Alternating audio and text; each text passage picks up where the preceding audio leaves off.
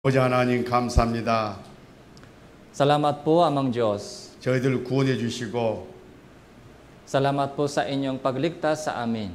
늘 주님 뜻에 맞게 저희들을 양육하셔서 주님 일에 참여시켜 주신 것을 감사합니다. Salamat po sa inyong paglago sa amin at pagbigay ng pagkakataon ito. 오늘 또 주님을 사랑하고 주님의 말씀을 사모하는 식구들 함께 머리 숙였습니다. Sama-sama po kaming mga kapatiran na may pusong naghahanap at nagmamahal sa inyo. 이번에 진행된 특별 집회를 통해서 우리의 믿음을 더욱 다듬어 주시옵소서. Patibayin po ninyo ang aming pananampalataya sa itong gawain ng seminar. 오늘 또 주님의 선한 뜻에 모든 것을 의지하면서 우리 구주 예수님 이름으로 기도드렸습니다. Ipinakatiwala po namin sa inyong kabutihan lahat ng bagay. Ito po yung aming panalangin sa pangalan po ni Jesus. 아멘. 성경 말씀 에베소서 4장을 보시겠습니다. So, tingnan po natin Efeso chapter 4. 우리는 지금 에베소 4장을 계속 공부하고 있습니다.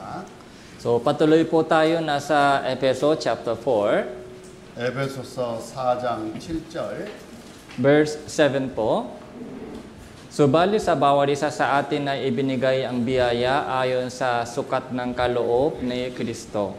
그리고 11절 12절 Verse 11 hanggang 12, pinakalooban niya ang iba na maging mga apostol, ang iba ay propeta, ang iba ay ebanghelista, at ang iba ay pastor at mga guro, upang ihanda ang mga banal sa gawain ng paglilingkod sa ikatitibay ng katawan ni Kristo. 교회가 성장하려면 주님의 몸된 교회는 사랑의 띠로 매는 이 띠를 지켜야 된다고 어제 강조를 받았습니다. So, sinabi ko po sa inyo, para lumago po isang iglesia, dapat panatilin po natin pakakaisa ng Espiritu sa bukulot ng kapayapaan. 그러려면 두 가지 우리 신앙이 필요합니다. Kailangan po yung dalawang bagay. 부르신 부름에 합당한 신앙이 돼야 된다. So, kailangan lumakat po tayo na nararapat sa pagtawag ng Diyos sa atin. 성령의 지배와 인도하심 안에서 성령의 열매가 맺히는 신앙을 말합니다. So, kaya kailangan sumunod, lumakat ayon sa Espiritu at magbunga ng bunga ng banal na Espiritu.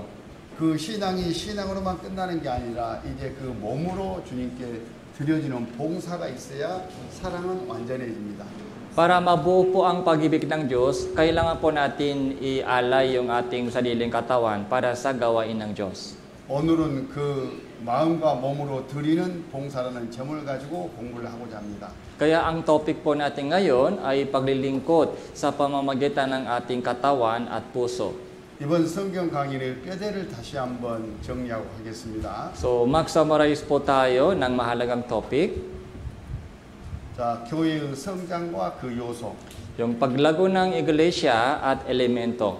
교회가 성장하려면 첫 번째 사랑의 띠로 묶여져 있어야 됩니다. So, para lumago ang iglesia, so kailangan bukulot ng pag-ibig. 이 사랑의 띠는 하나님께 이미 묶어 놨습니다. Kaya tinalihan po tayo ng itong bukulot ng pag-ibig.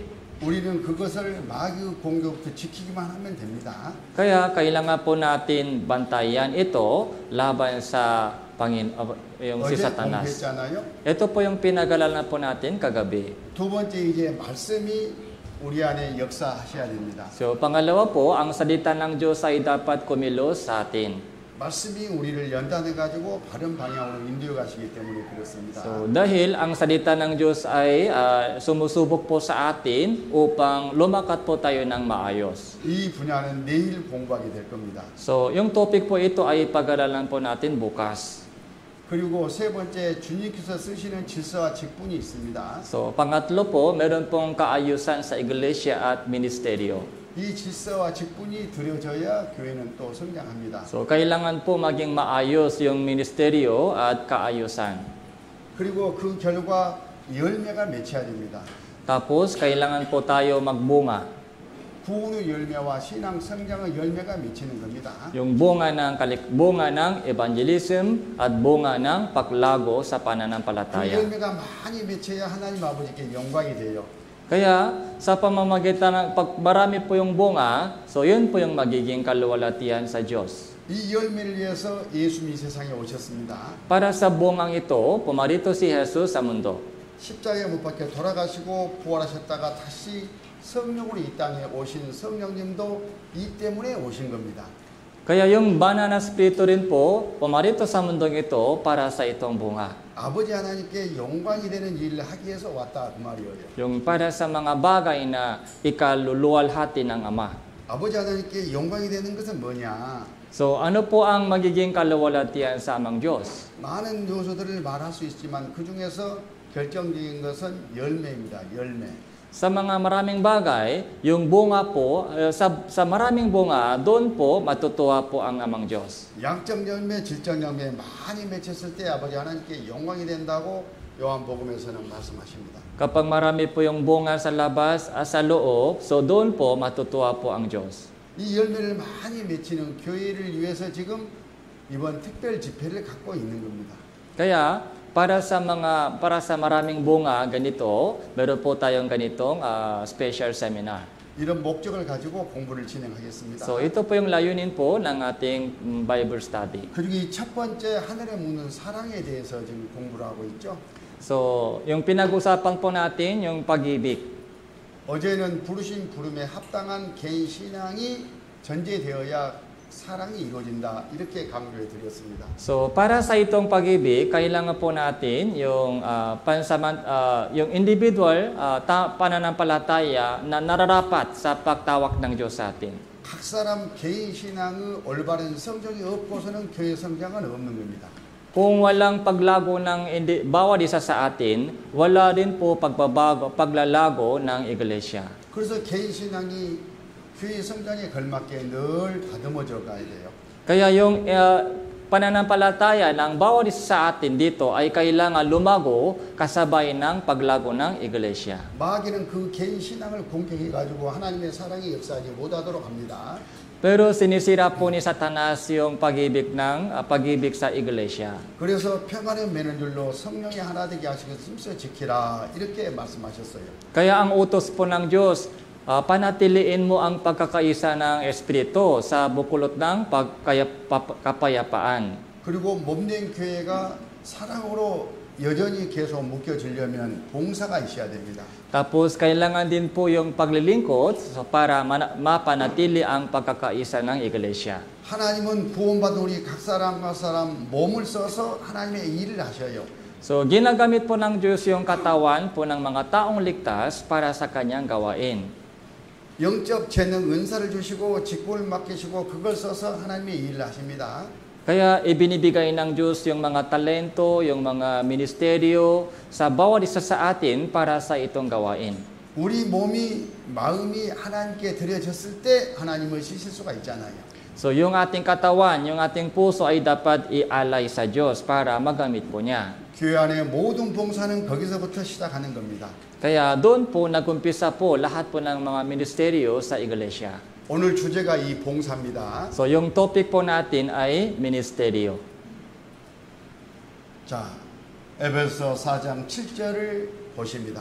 So Ephesians chapter 4 verse 오늘 본문 7, 말씀이죠? ito po yung main teksto po natin ngayon. 한번 읽습니다. So bali sa bawat isa sa atin ay ibinigay ang biyaya ayon sa sukat ng kaloob ni Kristo.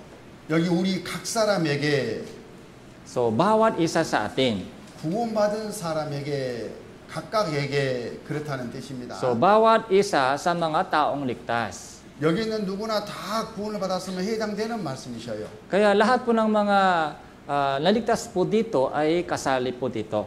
그리스도의 선물의 분량들을 은혜를 주셨다. Ibinigay ang biyaya ayon sa sukat ng kaloob. 여기 그리스도 선물은 은사를 말해요. Yung kaloob ni Kristo po dito ay talento.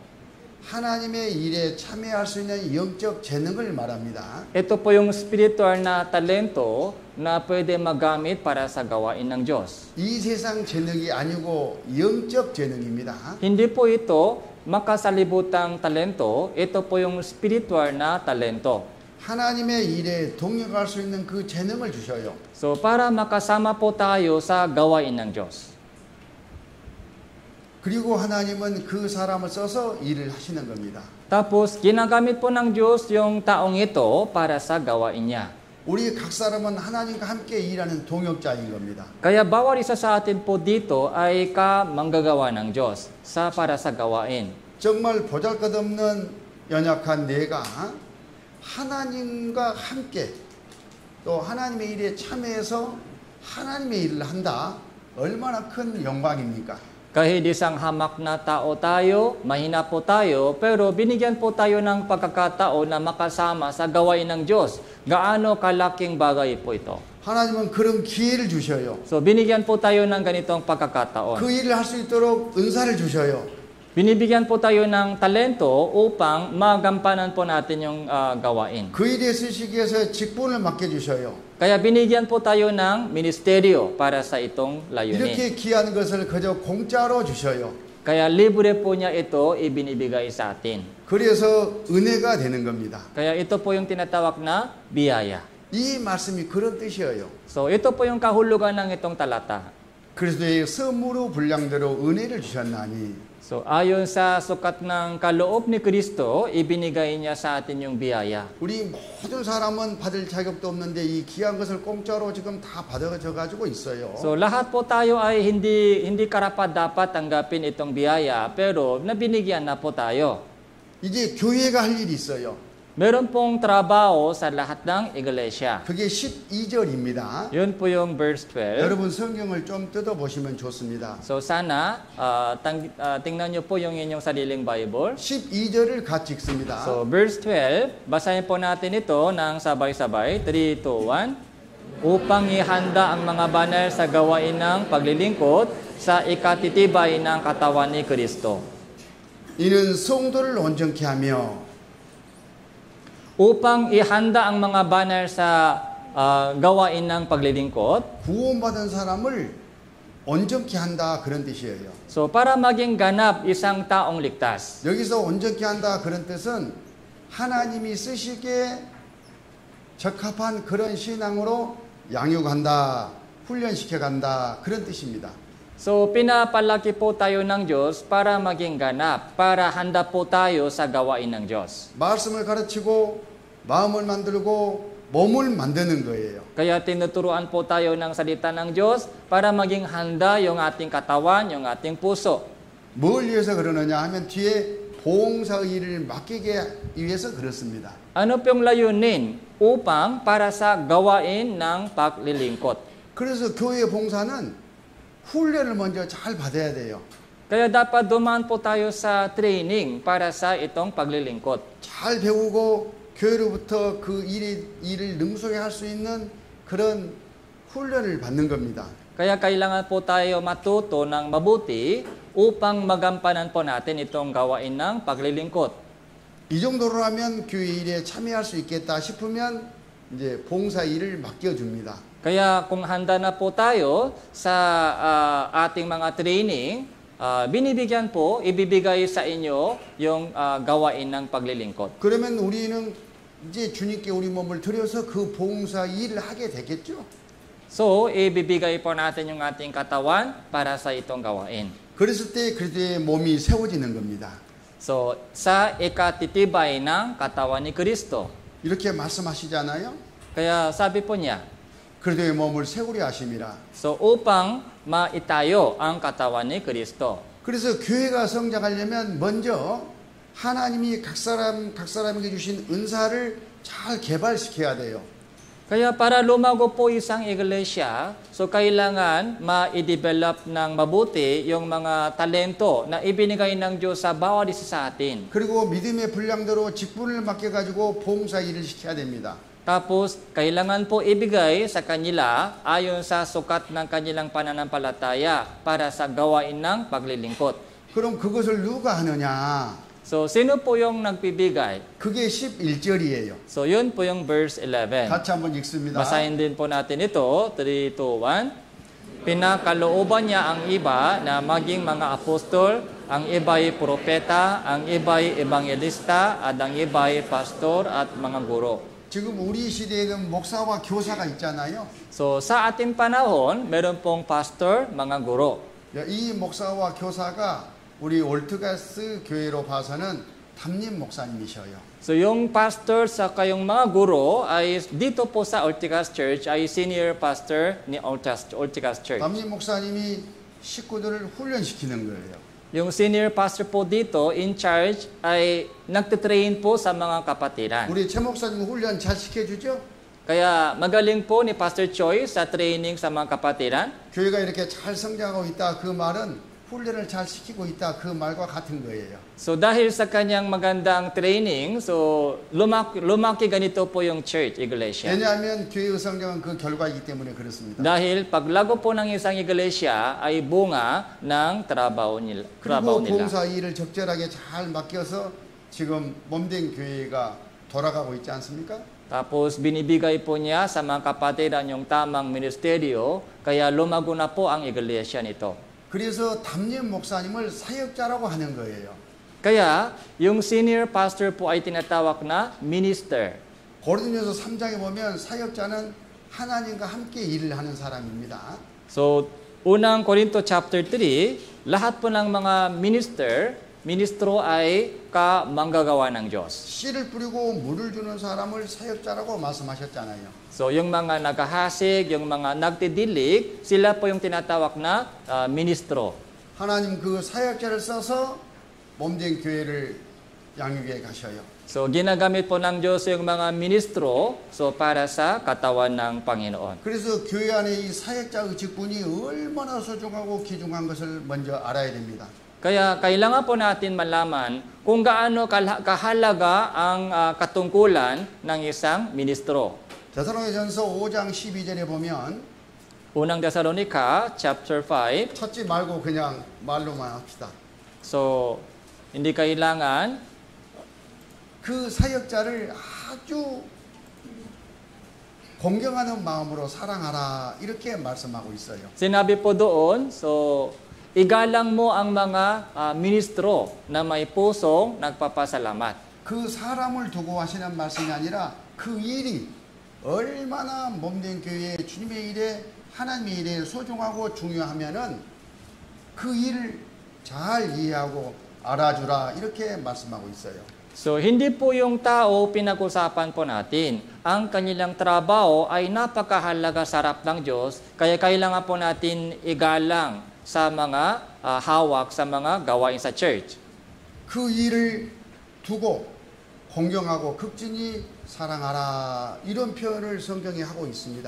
Kaya sabi po doon, lubos ninyo silang igalang na may pag-ibig dahil sa kanilang gawain. 그래서 구원받은 각 사람 개인 입장에서는 동등하지만 So, lahat po ng mga taong ligtas ay pantay-pantay. 이 직분을 두고서는 전혀 다른 거예요. Pero pagdating sa mga ministry, iba-iba. 그 직분이 없고서는 교회가 성장할 수가 없다 그런 뜻이에요. So, kung wala pong ministry sa church, wala pong paglago ng iglesia. 니네 나라 똑같다 이런 생각을 하면 안 됩니다. Kaya hindi pwede sabihin po natin, Pastor, ikaw, ako, pantay tayo. 하나님이 불러서 특별히 세우신 거예요. Yung lahat po ng mga ministro ay tinawagan po ng Diyos. Inilagay po sila sa itong posisyon. 구원받은 각 사람 나를 훈련시켜서 하나님의 일을 할 수 있는 사람으로 만들으라고 세우신 직분이에요.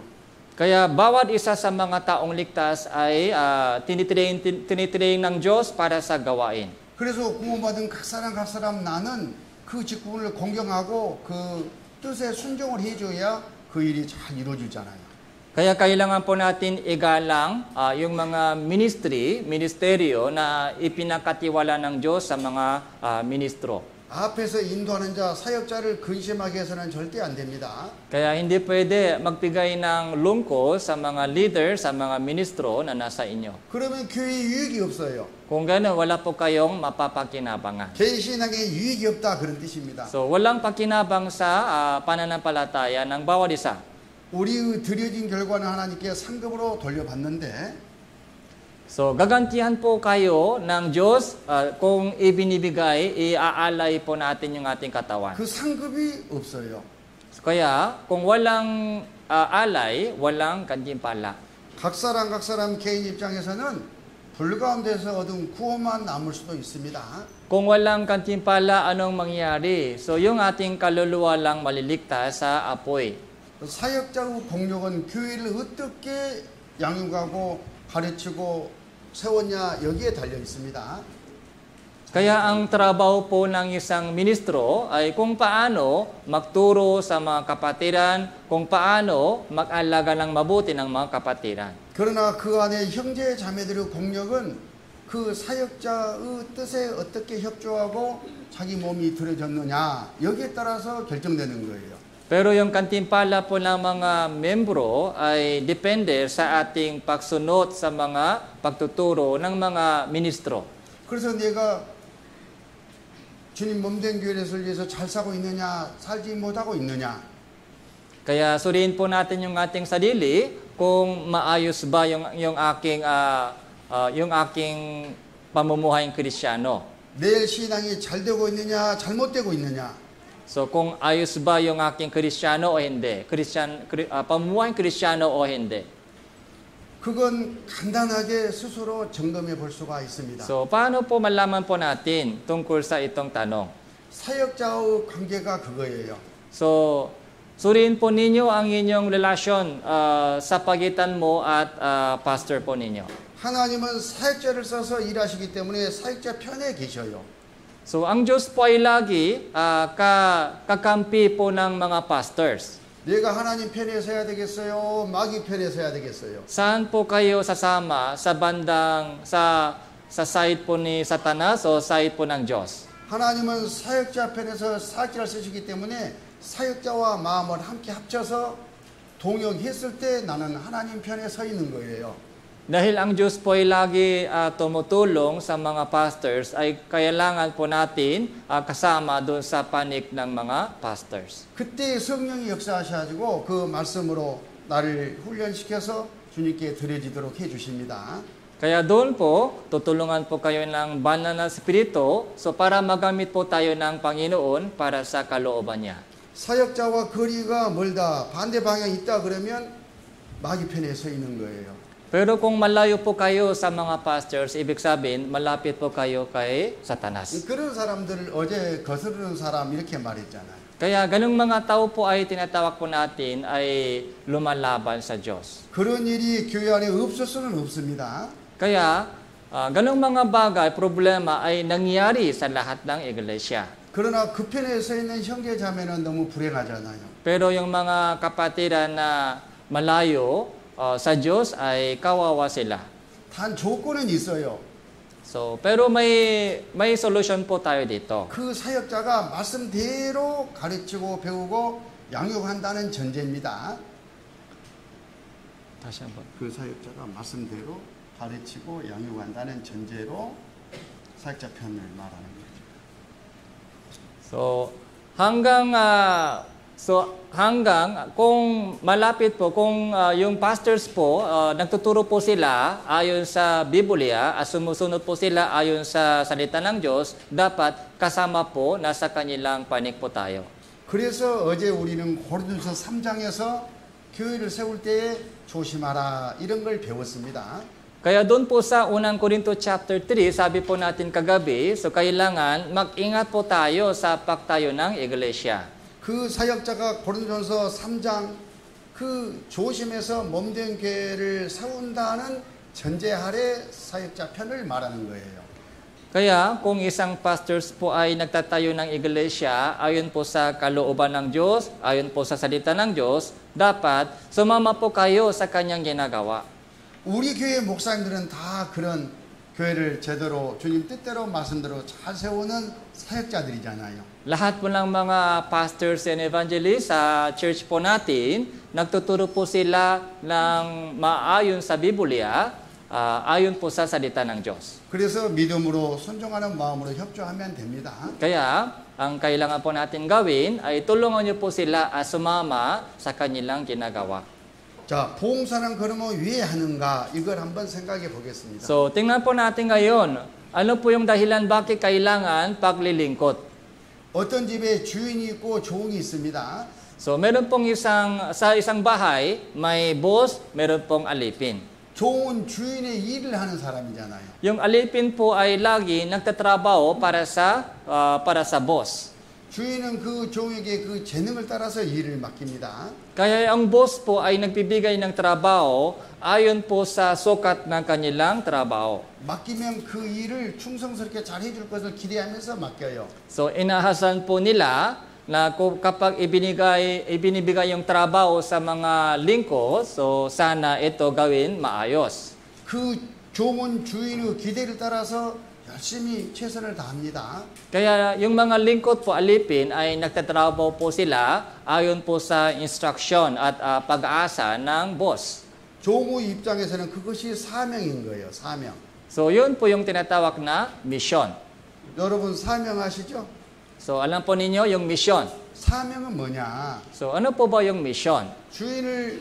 주인께서 맡기신 그 일을 주인의 뜻대로 잘 감당하는 것을 말해요. Yung mission po ay ganito po yung mission. Ano mang trabaho na iniutos ng boss ay tinutupad. Yun po yung mission. 종은 그 몸과 마음을 들여서 그 주인을 하게 되는데 그게 사명을 잘 감당하는 겁니다. So para magampanan po yung mission, so kailangan gamitin yung katawan saka yung puso. 종은 주인을 절대 실망시키지 않아야 되겠다는 마음으로 봉사하지 않겠습니까? Kaya yung lahat po ng mga lingkod ay nagtatrabaho ng masipag para hindi malungkot po yung kanilang boss. 주인은 이 일을 맡기면은 충성스럽게 해줄 것을 믿고 맡겨줘요.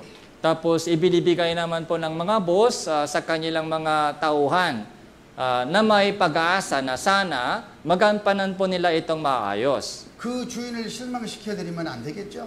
Kaya hindi po natin pwede magbigay lungkot sa Panginoon po natin. 주인인 종이 나를 믿어준 것에 대한 배신이잖아요. Kaya dahil yung may-ari po ay may katiwala sa atin. 그래서 주인을 실망시켜드리지 않아야 되겠다는 마음으로 최선을 다하는 겁니다. Kaya kailangan po natin gawin lahat po ng mga bagay na kaya po natin gawin. 그게 바로 청지기 사명이에요. So yun po yung mission po ng isang katiwala.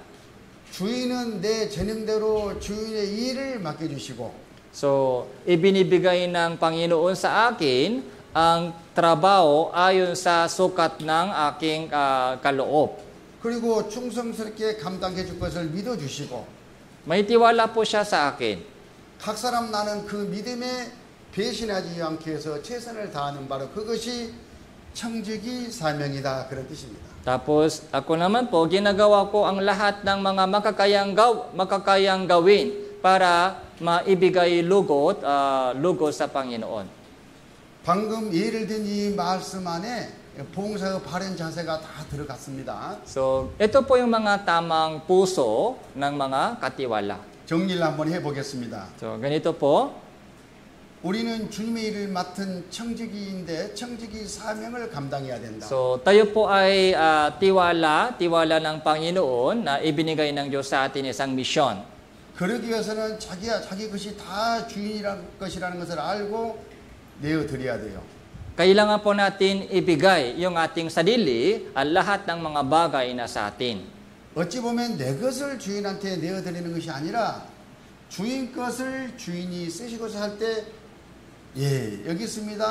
관리하고 있었습니다. 이렇게 내어드리는 거예요. Lahat po ng mga nasa atin, sa totoo lang po, ito po yung galing sa Diyos. Yun po yung ibinabalik po natin sa Panginoon kung gusto niya. 그리고 주님은 어떤 신앙, 어떤 것을 쓰시는가 이걸 좀 정리하겠습니다. Tapos, anong uri ng mga sisidlan ay ginagamit ng Panginoon? 주님이 쓰는 신앙이 있고 쓰지 않는 신앙이 있다 그런 뜻입니다. So, meron pong pananampalataya na ginagamit ng Panginoon, meron din pong pananampalataya na ayaw ng Diyos ginagamit. 먼저 주님 일을 맡은 선한 청지기 사명을 살펴보겠습니다. So, ano po yung mission po ng isang katiwala? 베드로 전서 4장을 찾아보겠습니다. So, unang Pedro, chapter 4, 10절. verse 10. kung paano ang bawat isa ay tumanggap ng kaloob, ipaglingkod ito sa isa't isa bilang mabubuting katiwala ng masaganang biyaya ng Diyos. 하나님은 모든 구원받은 사람 각각에게 은사를 주셔요. So, lahat po ng mga taong ligtas ay ibinigay ng Diyos yung kanyang kaloob.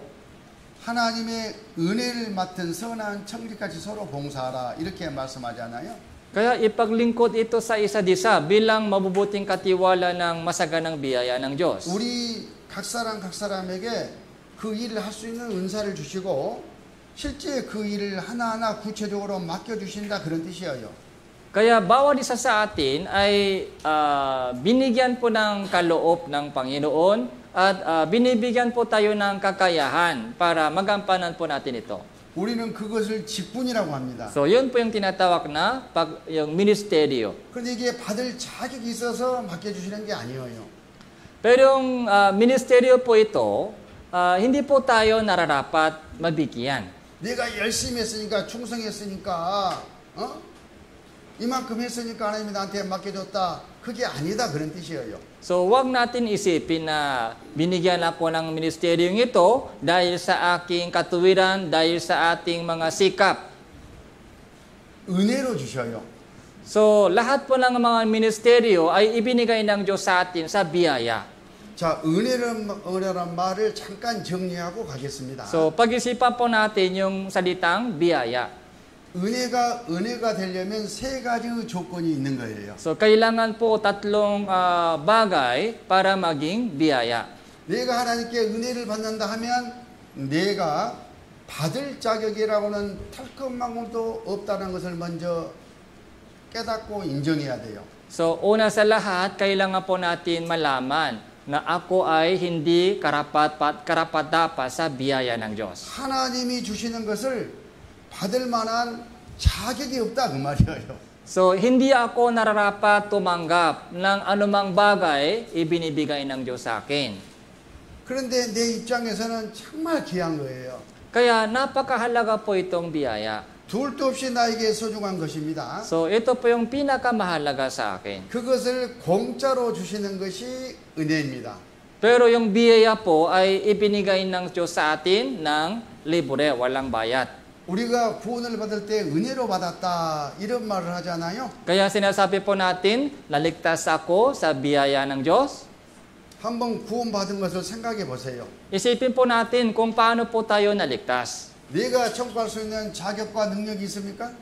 Nararapat po ba tayo sa kaligtasan at 이 makapunta sa 세상 langit? 죄인으로 태어나서 죄를 짓고 살다가 죽으면 죄석 앞으로 지옥 갈 수밖에 없는 흉악한 하나님의 온수였잖아요. Yung dati po natin kalagayan ay ganito po, ipinanganak tayo makasalanan, lubog po tayo sa lahat uri ng mga kasalanan at mapapahamak sa impyerno. 내가 지은 죄는 각 사람 스스로 털끝만큼도 갚을 수 없는 그런 무능한 사람이었잖아요. Kaya hindi po natin kayang mabayaran yung ating kasalanan.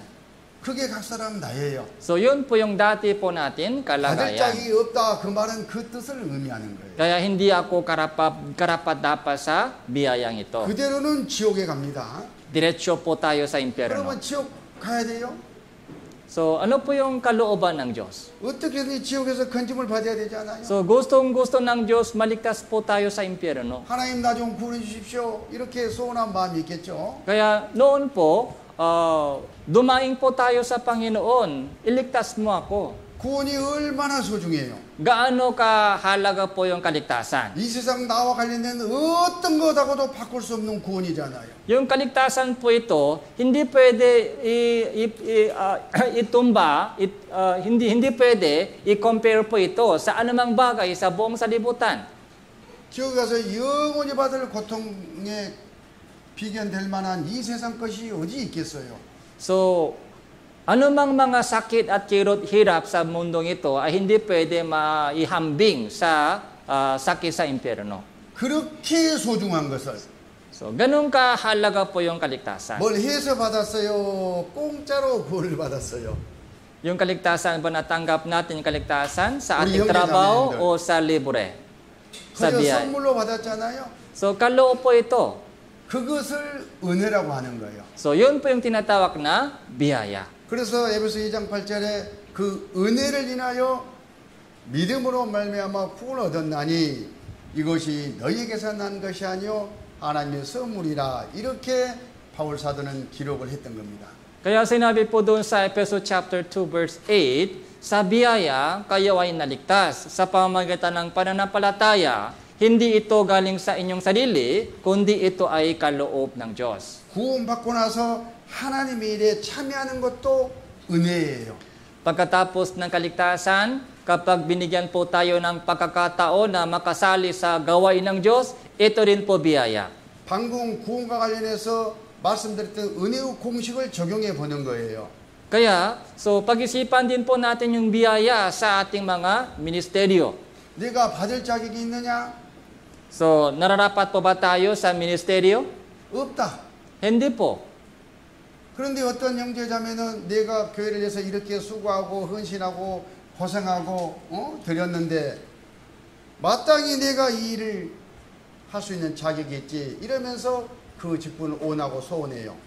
Meron din pong mga kapatiran na gustong sumama sa mga ministry na inisip po nila ay matagal na ako naligtas, kaya yung meron akong kakayahan na magampanan yung ministeryong ito, kaya ako ay tama sa itong ministry. 그러면 그 사람에게 어떤 직분이 주어졌을 때 은혜로 주어진 것이 아니잖아요. Kung ganun po yung takbo ng isip, kapag binigyan sila ng ministeryo, hindi po ito biyaya sa kanya. 내 공로로 말미암아 나에게 마땅히 주어질 것이 주어졌다고 생각하는 겁니다. Iniisip po nila na binigyan ako ng ministeryong ito dahil nararapat ako sa ministry. 그래서 그런 식구들은 이 봉사하는 것을 보면 알아요. Kaya, kung ganun po yung mga puso po nila, so iba po yung kanilang mga ginagawa. 자기 생각이나 자기 주장에 맞으면 열심히 잘합니다. 협조하고. Kapag yung takbo ng sitwasyon ay ayon sa kanilang sariling isip at kagustuhan, sigasig po sila sa gawain. 근데 자기 뜻에 맞지 않거나 자기를 알아주지 아니하면 협조 안 해요. Pero kung hindi po sila binibigyan ng tamang pansin, ayaw nila magtrabaho. 아까 청지기 사명을 감당하는 것을 포기해버린다 그런 뜻입니다. Iniiwanan po nila yung katungkulan bilang katiwala. 이게 바로 은혜로 그 직분을 받지 않았기 때문에 그래요. Bakit ganun po ang nangyayari? Dahil hindi po sila tumanggap ng ministeryo bilang isang biyaya. 교회의 봉사하는 일 하나하나 이게 전부 다 하나님이 나에게 공짜로 거저주신 너무나 크나큰 선물이라는 것을 알아야 된다 그런 뜻입니다. Kaya lahat po ng mga ministeryo na ibinibigay ng Diyos sa iglesia ay isang malaking biyaya galing sa Diyos. 그런 마음으로 봉사하는 것이 바로 청지기 사명이에요. So, yun po yung mga puso ng isang katiwala ng Diyos. 그렇게 서로 봉사하라 이렇게 말씀하십니다. Kaya, sabi dito, maglingkod kayo na may ganitong puso. 자, 두 번째, 자기와 자기 것을 내어드리는 바로 그 신앙. So, pangalawa po, kailangan ibigay yung ating sarili at yung mga bagay na nasa atin. 로마서 14장 7절부터 9절. So, Roma chapter 14 verse 7 hanggang 9. Walang sino man sa atin ang nabubuhay sa kanyang sarili at walang sino mang namamatay sa kanyang sarili. Kung nabubuhay tayo, sa Panginoon tayo'y nabubuhay, o kung namamatay tayo, sa Panginoon tayo namamatay. Kaya't mabuhay man tayo o mamatay, tayo'y sa Panginoon. Sapagkat dahil dito, si Kristo ay namatay at muling nabuhay, upang siya ay maging Panginoon ng mga patay, at ganun din ng mga buhay. 이 말씀은 구원받은 사람의 신앙 고백이어야 됩니다. So, ito po yung isang confession, yung pahayag po ng isang taong ligtas. 주님과 나의 관계가 이렇다 그 말이에요. So, ganito po yung mga connection, yung relation po natin sa Panginoon. 살아도 주를 위하여 살고 Nabubuhay tayo, sa Panginoon tayo nabubuhay. 죽어도 주를 위하여 죽나니 Kung namamatay tayo, sa Panginoon tayo 내가 사나 namamatay. 죽으나 주님 일이라면 마땅히 나를 다 내어드린다 그런 의미잖아요. Mabuhay man tayo o mamatay, para sa Panginoon, lahat ng mga nasa akin ay pwede ibigay. 주님은 우리를 구원하셨습니다. So, iniligtas po tayo ng Panginoon. 십자가에서 자기 몸을 다 들여서 우리를 구원하셨어요. Ibinigay niya yung kanyang buong katawan sa cross para maligtas po tayo. 그리고 우리를 그 피로 사셨습니다. Tapos, binili po tayo ng kanyang dugo. 우리 각 사람은 이제 주님 것입니다. Kaya bawat isa sa atin po dito ay sa kanya na.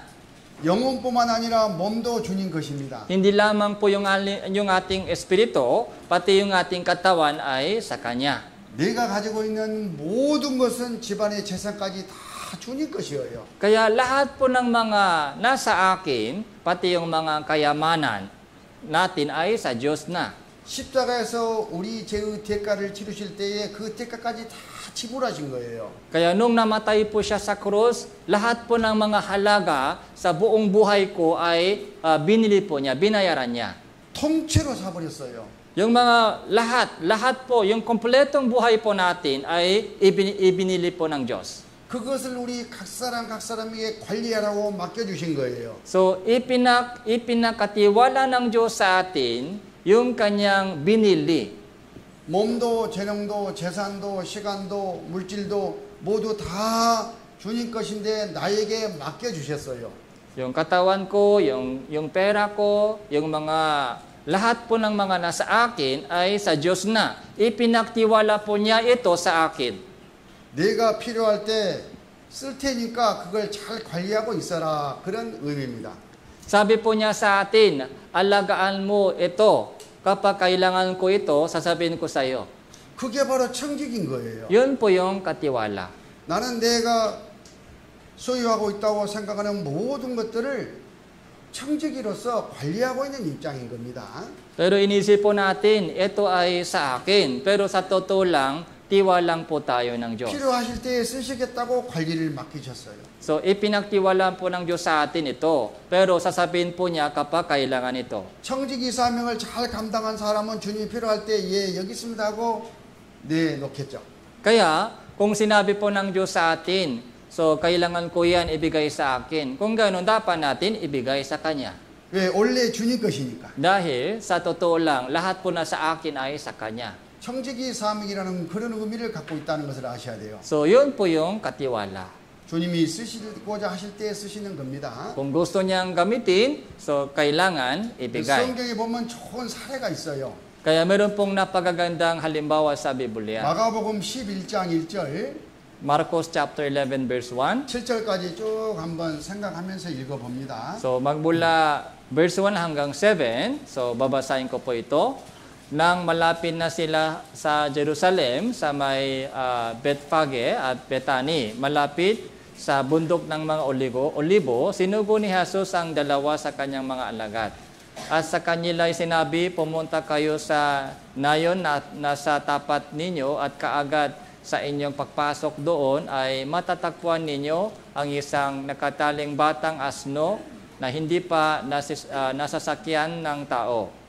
Kalagan at kunin ninyo iyon at kung may magsabi sa inyo, bakit ninyo ginagawa ito? Sabihin ninyo, kailangan ito ng Panginoon at ipapadala niya agad ito. Umalis sila at kanilang natagpuan ng batang asno na nakatali sa pintuhan sa labas ng lansangan at kinalagan nila ito at ilan sa nakatayo doon ay nagsabi sa kanila, anong ginagawa ninyo na inyong kinakalagan ng batang asno? Sinabi nila sa kanila ang sinabi ni Jesus at kanilang pinayagan sila. Pagkatapos, dinala nila ang batang asno kay Jesus at inilagay nila sa ibabaw ng batang asno ang kanilang mga balabal at siya'y sumakay dito. 이 말씀은 구약 성경에 메시아가 이 땅에 입성하시는 아주 중요한 예언의 말씀이 성취되는 모습입니다. So ito po yung natupad na po yung propesya sa Lumang Tipan kung paano pumasok po isang tagapagligtas sa lungsod ng Jerusalem. 예수님은 어느 날 구약 성경에 예언된 대로 예루살렘 성에 이제 입성하시기 위해서 나귀를 찾으셨습니다. So hinanap ni Jesus isang batang asno para makapasok po siya sa Jerusalem. Ayon po sa propesiya sa Lumang Tipan. 구약 성경에 나귀 새끼를 타고 입성하도록 돼 있었잖아요. So dahil ang sinabi po sa Lumang Tipan ay papasok po si Mesiya sa Jerusalem nakasakay sa batang asno. 그래서 제자들을 보냈습니다. Kaya sinugo po niya yung kanyang mga alagad. 저기 길거리에 매여 있는 나귀 새끼를 끌어와라. Sabi niya, so dalhin niyo dito yung mga nakataling batang asno. 그러면 선생님 왜 끌어가냐고 따질 텐데요. 이렇게 반문을 합니다. Sabi po ng mga alagad, baka may magtatanong sa akin, bakit? 딱 한마디 주가 쓰시겠다고 하라. Sabihin ninyo, kailangan ito ng Panginoon. 그렇게 말을 하면 나귀 새끼를 풀어줄 거다 그런 뜻이잖아요. Kung ganong sinabi nyo, ipapadala niya agad dito. 주님은 이미 다 예비하시고 그렇게 그걸 아시고 지금 제자들을 심부름 보내는 겁니다. So, inihanda po ng Panginoon lahat ng bagay ito, tapos isinugo po niya yung kanyang alagad. 6절에 제자들이 예수께서 말씀하신 대로 가서 말을 했더니만은 나귀 새끼를 풀어서 줍니다. Kaya, nung sinabi po ng mga alagad ang sinabi ni Jesus, so pinayagan po sila. 거기에 모인 청중은 겉옷을 벗어서 그 나귀 새끼 앞에 길을 내고 또 예수님은 그 나귀 새끼를 타고 예루살렘 성에 입성하셨어요. Kaya si Jesus po ay nakasakay sa batang asno, inilagay po nila yung kanilang mga damit sa ibabaw ng 구약 성경의 kalsada. 말씀이 성취되는 엄청난 사건이 그때 있었던 겁니다. Kaya ganito po yung natupad yung propesiya sa Lumang Tipan. 여기서 우리는 한 가지를 생각해 볼 수 있어요. So meron po tayong isang lesson dito. 이 나귀 새끼 주인의 태도입니다. Yung puso po ng mayari ng itong batang asno. 왜 내 새끼를 풀어가느냐? So hindi po siya nagalit. 주님이 쓰시겠다고 한다. Pero sinabi po nila, 못 준다. kailangan ito ng Panginoon. 그래서 인색하게 그 나귀 새끼를 내어드리지 않았어요.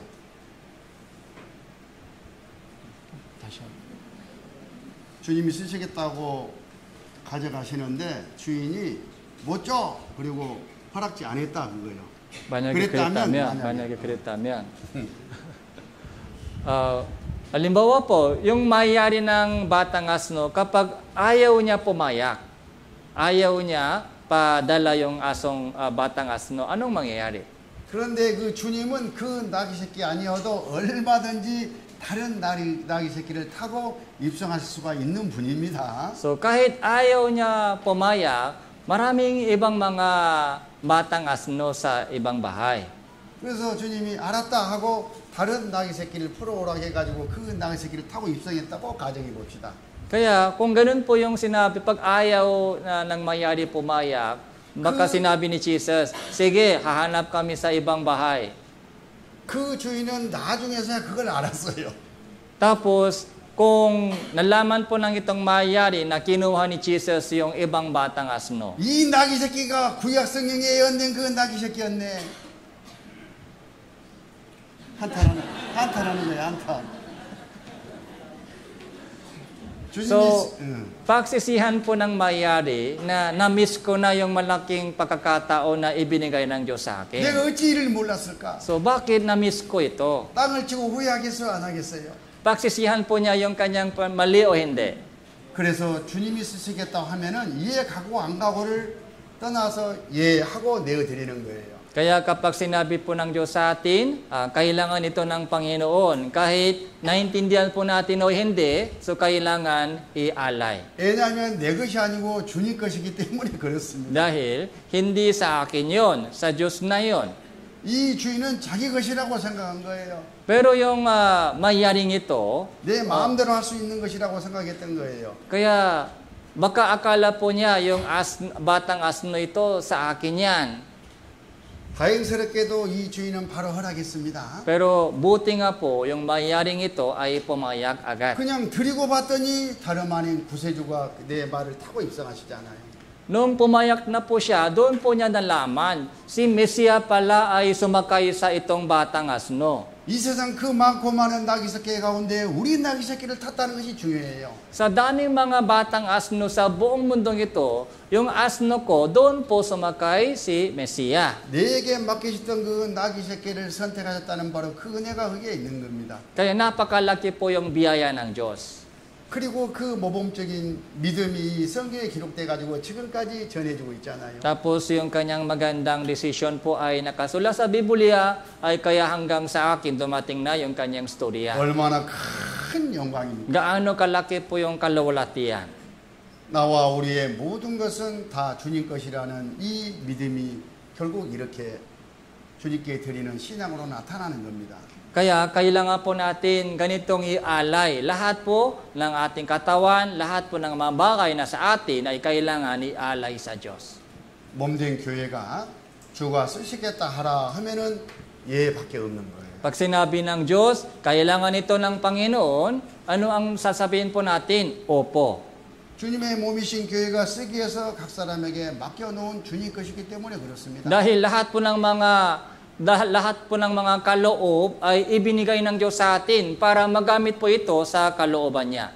이게 진정한 신앙이에요. So yun po yung tunay na pananampalataya. 그 신앙 그 상태로 주님께 드리는 바로 그것이 하나님이 받으시는 바로 봉사예요.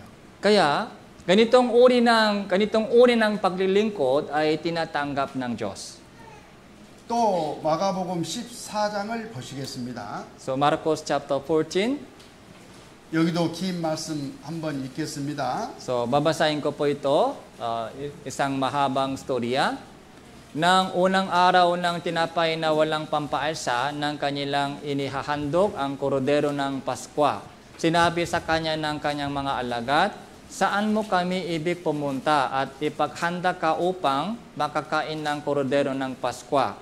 Isinugo niya ang dalawa sa kanyang mga alagad at sa kanila ay sinabi, pumunta kayo sa lungsod at doon sasalubungin kayo ng isang lalaki na may dalang isang banging tubig. Sundan niyo siya at kung saan siya pumasok, sabihin ninyo sa may-ari ng bahay na sinasabi ng guro, nasaan ang aking silid tuluyan na kung saan maaari kong kainin ang korodero ng Paskwa na kasalo ng aking mga alagad. Ituturo niya sa inyo ang isang malaking silid sa itaas na may mga kagamitan at handa na. At doon ay maghanda kayo para sa atin. 자, 유대인들은 무교절 첫날 유월절을 먹습니다. Sa bawat tinapay ng walang pampaalsa sa unang araw, so naghandog po sila yung korodero ng Paskwa. 예수님의 제자들이 유월절을 준비하기 위해서 선생에게 묻습니다. So nagtanong po yung mga alagad kay Jesus para maghanda po sila ng Paskwa. 어디서 유월절을 드시겠습니까? So saan ka kakain? 이 말씀의 배경을 보면 제자들에게는 답이 없었다 그 말이에요. So ibig sabihin, wala po yung mga alagad po, wala po silang idea. 그때 예수님이 이미 예배해 놓고 말씀하셔요. Inihanda po ni Jesus kung saan, ganito po yung sinabi niya. 성내로 들어가서 물 한 동이를 지고 가는 사람을 따라가라. Pumunta kayo sa lungsod at sundan nyo isang lalaki na may dalang isang banging tubig. 그리고 그 사람에게 주님과 제자들이 함께 먹을 방이 어디 있느냐 이렇게 물어라. Tapos magtanong ka sa kanya kung saan, kung nasaan ang aking silid, na kung saan maaari kong kainin ng korodero ng Paskwa, kasalo ng aking mga alagad. 그러면 두말하지 않고 이미 예비된 그 방으로 인도해 줄 거다. So kung ganoon, igagayad po niya sa inyo kung saan po, kung ano, nasaan yung kwarto. Walang ibang sinasabi. 큰 다락방이었습니다. Isang malaking kwarto, inihanda. 사도성경 또 서신서 보면 마가 다락방이라는 말이 나오잖아요. So ito po yung tinatawag na silid ng Marcos. 이 방이 원래 그 방입니다. So ito po yun. 거기에서 유월절을 먹겠다, 예비하라 이렇게 말씀하셨어요. Kaya sabi ni Jesus, doon kakain ng tinapay para sa Paskwa. 이 여기에서 우리는 무슨 교훈을 받을 수 있는가? So, anong lesson meron dito? 하나님은 자기가 드실 유월절 드실 모든 것을 미리 다 예비하셔요. So, inihanda po ng Diyos lahat po ng mga bagay para sa Paskwa. 제자들 입장에서는 준비하는 사람 입장에서는 아비 안 보였지만 예수님은 다 이미 믿음의 사람을 통해서 예배해 놓고 계셨다 그 말이에요. Kahit yung mga alagad po ni Jesus, wala po silang idea kung saan, pero inihanda po ng Diyos kung sino gagamitin po niya. 주님이 드시겠다고 예배하라고 하면 그냥 예배하면 돼요. Kaya pag sinabi ng Diyos, maghanda ka, so kailangan gawin natin. 그리고 그동안의 그 믿음의 사람들을 통해서 이미 예배해 놓으신 것을 이제 알게 됩니다. Malalaman po natin kung ano ang inihanda ng Diyos sa pamamagitan ng mga tao na may pananampalataya. 우리는 이 말씀에서 이런 교훈도 받을 수가 있습니다. Kaya ganito din po yung lesson po natin dito. 구역 모임, 조모임, 뭐 구역 전도 집회 이런 모임을 각 집에서 지역에서 하잖아요. Di ba may cell group fellowship po tayo o mga house Bible seminar sa bawat cell group sa bahay-bahay?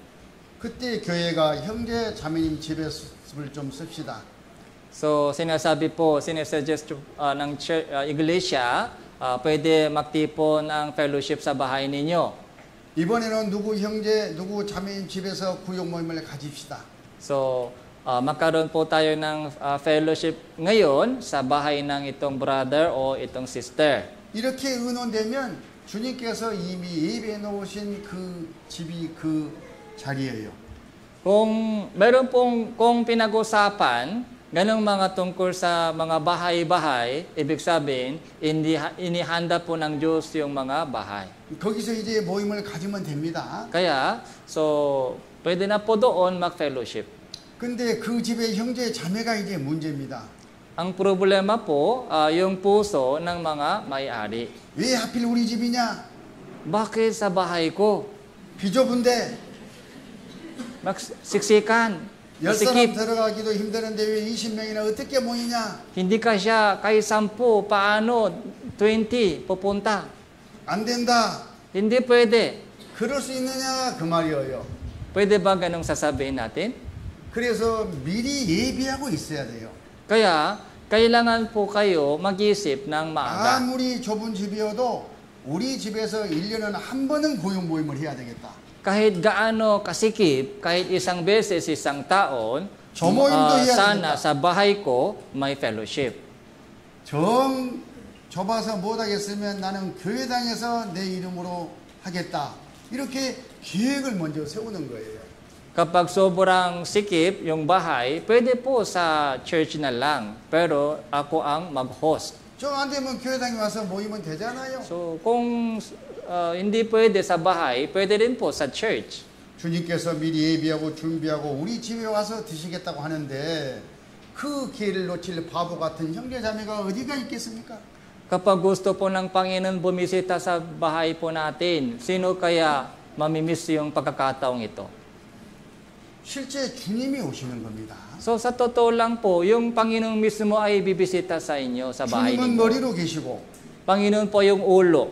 두세 사람이 내 힘으로 모인 그 사람들이 주님의 몸이잖아요. Yung 2 o 3 na nagtipon-tipon sa pangalan ng Panginoon, sila po yung iglesia. 고역 식구들이 모이고 신방하는 바로 그 자리가 주님이 우리 집에 오시는 바로 그 현장이에요. Kaya doon po sa pagtitipon ng mga isang cell group, so doon po kasamang Panginoon. 이론이 아닙니다. Hindi po ito theory 실제 상황인 lamang. 거예요. Ito po yung mga totoong nangyayari. 그 주님이 우리 집을 쓰시겠다 하는데 미리 예비해 놓지 않은 형제자매가 어디가 있겠냐 그 말이에요. Kaya kung gusto po ng Diyos gamitin po yung bahay po natin, sino kaya magsasabi hindi pwede? 우리 올테가스 교회는 이제 서로 자기 집에서 구역만 하겠다고 난리가 나겠습니다. Kaya baka lahat po ng mga kapatiran ay gustong mag-host ng fellowship sa bahay ninyo. 주님이 얼마나 기뻐하시겠어요. Kaya masasaya po ang Diyos sa inyo. 그렇게 예비하고 있으면 주님이 때가 되면 쓰셔요. Kung handa na po yung puso ganito, ay gagamitin po ng Diyos. 자기와 자기 것을 내어드리는 이 신앙이 그래서 주님의 참된 신앙인 겁니다.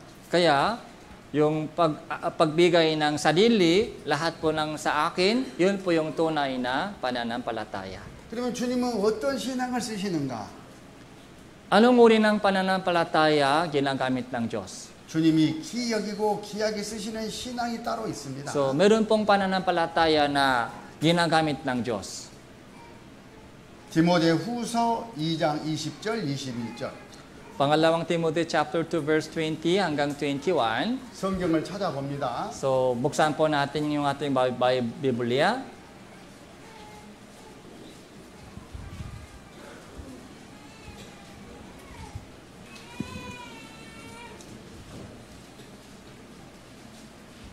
(20절) (21절) So, verse 20, 21.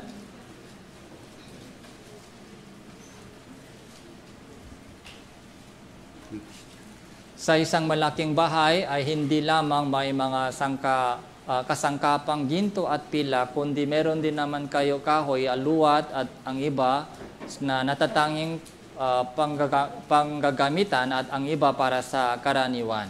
Kung nilininis ng sino man ang kanyang sarili mula sa mga bagay na ito, ay maging tanging kagamitan, itinalaga at mahalaga sa mayari ng bahay, handa sa lahat ng mabuting gawa.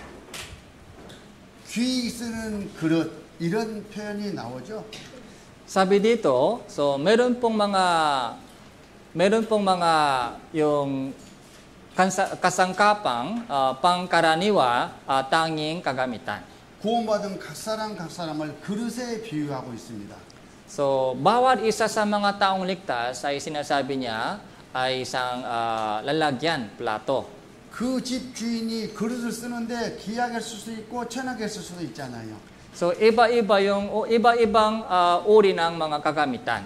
어떤 그릇을 귀하게 쓰겠습니까? So, anong uri ng plato ay ginagamit sa tanging kagamitan? 주인의 마음에 쏙 드는 그릇을 귀하게 쓰겠죠? So, yung mga kagamitan, yung mga plato na gustong-gusto ng mga mayari, yun po yung ginagamit sa tanging kagamitan. 주님 마음에 쏙 드는 그런 신앙이 되어라 그런 뜻이에요. So, ibig sabihin, yung ating pananampalataya ay dapat magbigay lugo sa Panginoon. 여기서 자기를 깨끗하게 하면 이런 표현을 어렵게 생각하는데 지극히 정상적인 그런 신앙을 말하는 겁니다.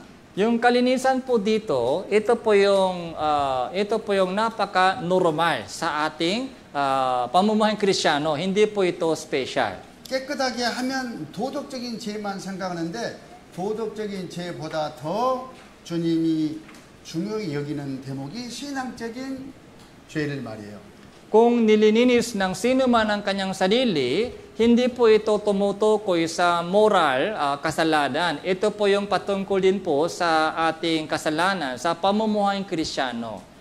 그래서 내 마음과 신앙이 교회에 대해 어떤 태도를 가지고 있느냐가 깨끗한 그릇이냐 아니냐를 결정하는 기준이 되는 겁니다. Kaya ayon po sa ating puso, kung kamusta po yung ating puso sa harap ng Diyos, yun po yung pamantayan. Kung malinis ba o marumi ba. 어제 우리 야고보서 3장에서 공부했지 않습니까? So, Santiago chapter 3, pinag-usapan po Ay, natin 찾지 kagabi. 말고. Hindi kailangan ito hanapin. 세상적인 기준, Yung makalupang pamantayan, 육신적인 목적, makalamang layunin. 마귀적인 방법 So, makademonyong pamamaraan. 이런 것으로 신앙생활을 하면서 주님께 드리면 주님이 쓸 수가 없잖아요. Kung meron pong ganitong bagay sa ating pananampalataya, hindi po ito gamitin po ng Diyos. 그게 깨끗한 그릇이 아닌 거예요. Hindi po siya malinis na kagamitan. 성결해야 됩니다. So, dapat malinis. 도덕적인 그런 개념 죄하고는 좀 다르죠. So, may konting difference po dito ito sa moral kasalanan. 물론 도덕적으로도 하나님 앞에 잘 이렇게 들여다보면서 거룩을 유지해야 됩니다. So, siyempre, kailangan din po natin linisin yung ating sarili sa mga moral sin. 육신에서 올라오는 이 죄성에 대해서는 혹 죄를 지었다 하더라도 그때그때 하나님께 자백하고 또 주님이 용서하심을 믿고 양심을 해방되면 그만입니다. Kapag nakasala po tayo sa iba't ibang uri ng mga kasalanan sa laman, so kailangan natin itong ipahayag, tapos humingi ng tulong at gabay ng Diyos. Okay lang. 도덕적인 죄에 대해서는 이것을 알았냐 몰랐냐. 도덕적인 죄. So patungkol sa mga pagdating sa mga moral sin, ang mahalagang tanong, sadya ba ito o hindi sinasadya? 버렸냐 버리지 않았냐. O iniwanan mo ba ito o hindi? Hindi pa. 그 자백한 사람을 용서 주신 하나님의 그 은혜를 사랑을 믿었냐 안 믿었냐 그것만 기준이 되는 거예요. Nakalimutan mo ba ang biyaya at pag-ibig ng Diyos o hindi? So yun po yung mahalaga. 그런 신앙이라면 여기서 자기를 깨끗하게 하는 이 대목은 세상적인 기준, 육신적인 목적, 마귀적인 방법으로 신앙생활을 하고 있는 상태를 말하는 거예요. 죄송합니다. 다시 한번. 세상적인 기준, 육신적인 목적, 마귀적인 방법으로 주님 것이 아닌 그런 것으로 신앙생활을 하고 있으면 깨끗한 그릇이 아니다. So kung nasa atin yung mga makamundong pamantayan, makalupang layunin o makademonyo na pamamaraan, so kung meron pa po ganitong bagay sa ating pananampalataya, ibig sabihin, marumi po tayo sa mata ng Diyos. 자, 20절을 보겠습니다. Verse 20, 큰 집에는 금과 은으로 그릇이 있을 뿐 아니요 나무와 질그릇이 있어 기 쓰는 것도 있고 전을 쓰는 것도 있다. sa isang malaking bahay, hindi lamang may mga kasangkapang ginto, pilak, kundi meron din naman kahoy at luwat. 많은 사람들이 이 말씀을 가지고 예정론적으로 해석을 합니다. So maraming tao po ay nagtuturo, gamit po itong talata, nagtuturo po sila sa election. 이미 귀한 그릇과 천한 그릇이 정해져 있다. Sabi po nila, so itinaktan ng Diyos yung mga ginto o pilak. 그래서 어떤 형제자매는 귀하게 쓰임 받고 나 같은 것은 천하게 쓴다. Kaya meron pong mga kapatiran na ginagamit sa magandang layunin, ako naman ginagamit sa hindi mahalagang layunin. 하나님이 절대 주권으로 그렇게 했다는데 내가 어디 가서 뭐라고 하겠냐? Kaya nagtuturo po sila ng ganong mga election o predestination, kaya wala akong choice, wala akong magagawa. 그저 이대로 사는 것이 믿음이다. 이렇게 잘못 가르쳐요. Kaya sabi nila, so kontento lang tayo, masisiyahan po tayo sa pinili ng Diyos. 장로교가 그래요. Ganun po yung mga pagtuturo ng Presbyterian, mga denomination. 만약 그런다면 얼마나 억울해요. So kung ganun po, so hindi tama po yung ginagawa ng Diyos. 나는 주님께 귀하게 쓰임 받고 싶은데 So gustong-gusto kong gamitin po ng Diyos sa magandang kagamitan. 나를 온전히 들여서 주님 일하고 싶은데 So gustong-gusto kong ialay yung buong buhay ko para sa kanyang kalooban. 주님이 써주지 않으신다고 하니까 얼마나 억울해요. Pero kung sabi po sa Biblia, kung sinabi sa Biblia na ayaw ng Diyos gamitin ako, hindi po ito unfair, hindi po ito tama. 자, 하나님이 그렇게 하시겠느냐 그 말이에요. So ganun kaya ang ginagawa ng Diyos? 그래서 이 말씀은 그렇게 해석하면 안 됩니다. Kaya yung talatang ito, hindi dapat ganun po yung pagkaunawa natin. 이건 예를 들어주는 말씀이셔요. So ito po ay isang halimbawa lang.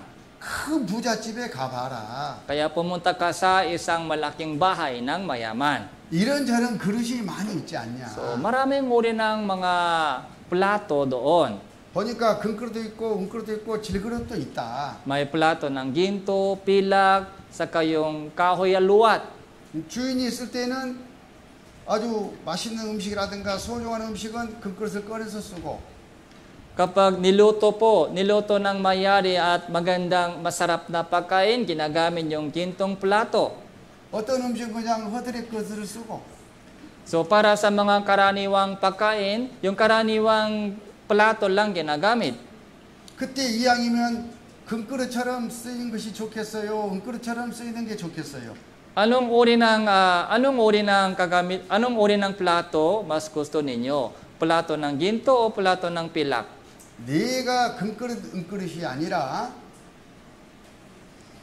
각 사람 내가 금그릇 은그릇이 아니라 Hindi po tayo ang mga plato mismo ng ginto o pilak. 내가 지금 쓰임 받고 있는 이것이 금그릇처럼 쓰임 받고 있느냐 은그릇처럼 쓰임 받고 있느냐 그것을 말하는 거예요. So, hindi po tayo ginto o pilak. Yung paggamit, ginagamit pa tayo kagaya ng gintong plato o kagaya ng pilak na plato. 그래야 공평하잖아요. So, yun po yung para maging pantay po tayo. 그래야 행한 대로 상을 주신다는 말씀이 맞잖아요. Yung gantimpala ayon sa ating mga gawa, yun po yung kahulugan nito. 내가 금그릇이니까 금그릇처럼 이 역할을 하는 게 아닙니다. So, ginto ako, kaya kailangan gamitin ako para sa ganitong mga bagay lang. Hindi tama po, ganon. 어떤 직분이라도 Kahit anong ministeryo, 교회당에 쓰레기통을 비우는 그 직분이라도 kahit susunugin po yung mga basurahan, kahit kukunin po yung mga basura sa mga basurahan. 주님 나를 쓰시겠다 해서 쓰임받는 그 순간에 지극정성 몸과 마음을 들여서 최선을 다해서 그 봉사를 하면 그게 바로 금그릇처럼 쓰이는 거예요. Kung maglingkod po tayo sa mga ministeryo na ibinigay ng Diyos sa atin ng buong kaluluwa, buong isip po natin, yun po yung paggamit kagaya ng ginto. 그것이 자기를 깨끗하게 하는 거예요. So yun po yung mga kalinisan sa ating 주님이 지금 sarili. 귀하게 쓰셨습니다. Kaya yun po yung tanging kagamitan. 그런 신앙을 주님은 쓰신다 그 말씀입니다. Kaya ginagamit po ng Diyos ganong mga pananampalataya. 그래서 교회 일은 작은 일일수록 주님의 눈이 가셔요.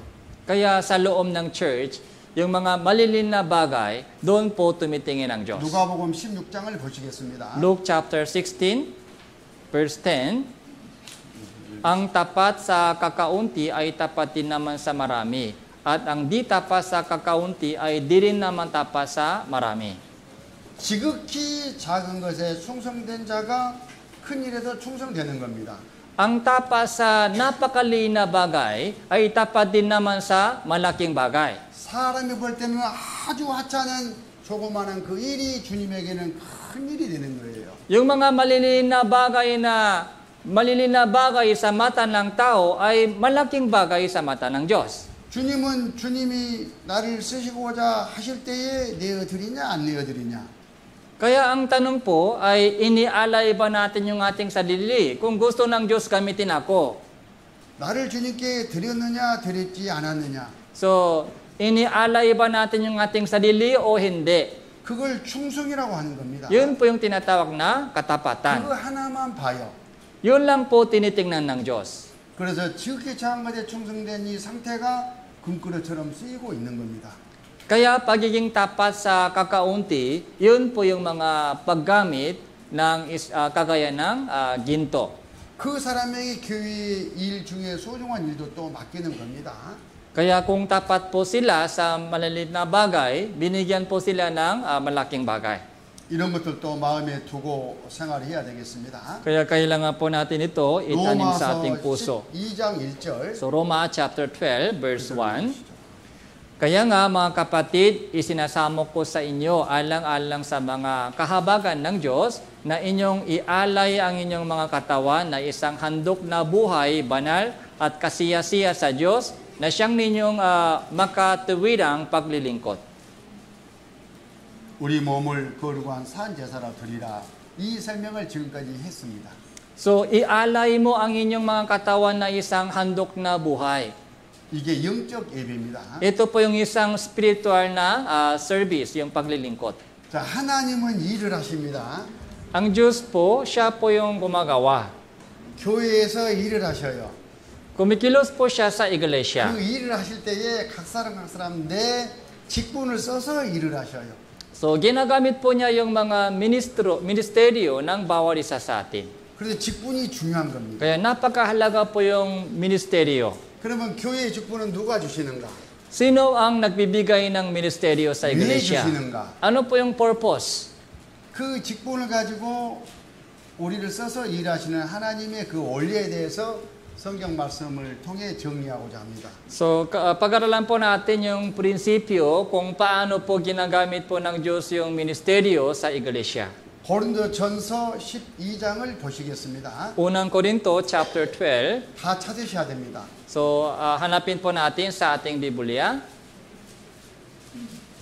1절부터 8절까지 Magmula verse 4 hanggang verse 8.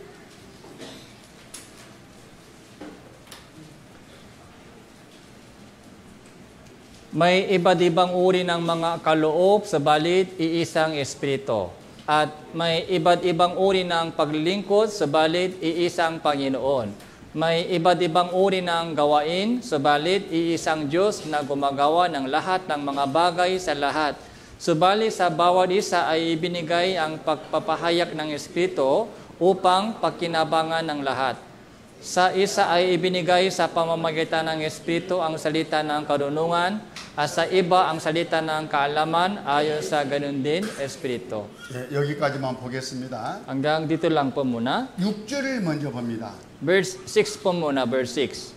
또 역사는 여러 가지나 모든 것을 모든 사람 가운데서 역사하신 하나님은 같으니 Iba't ibang uri ng gawain, subalit iisang Diyos na gumagawa ng lahat ng mga bagay sa lahat.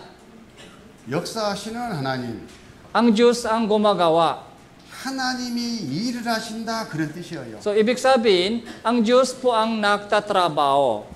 그래서 우리 관심은 하나님이 어떻게 일을 하시냐에 있어야 돼요. So, dapat natin malaman kung paano po siya, kung ano po ang kanyang ginagawa.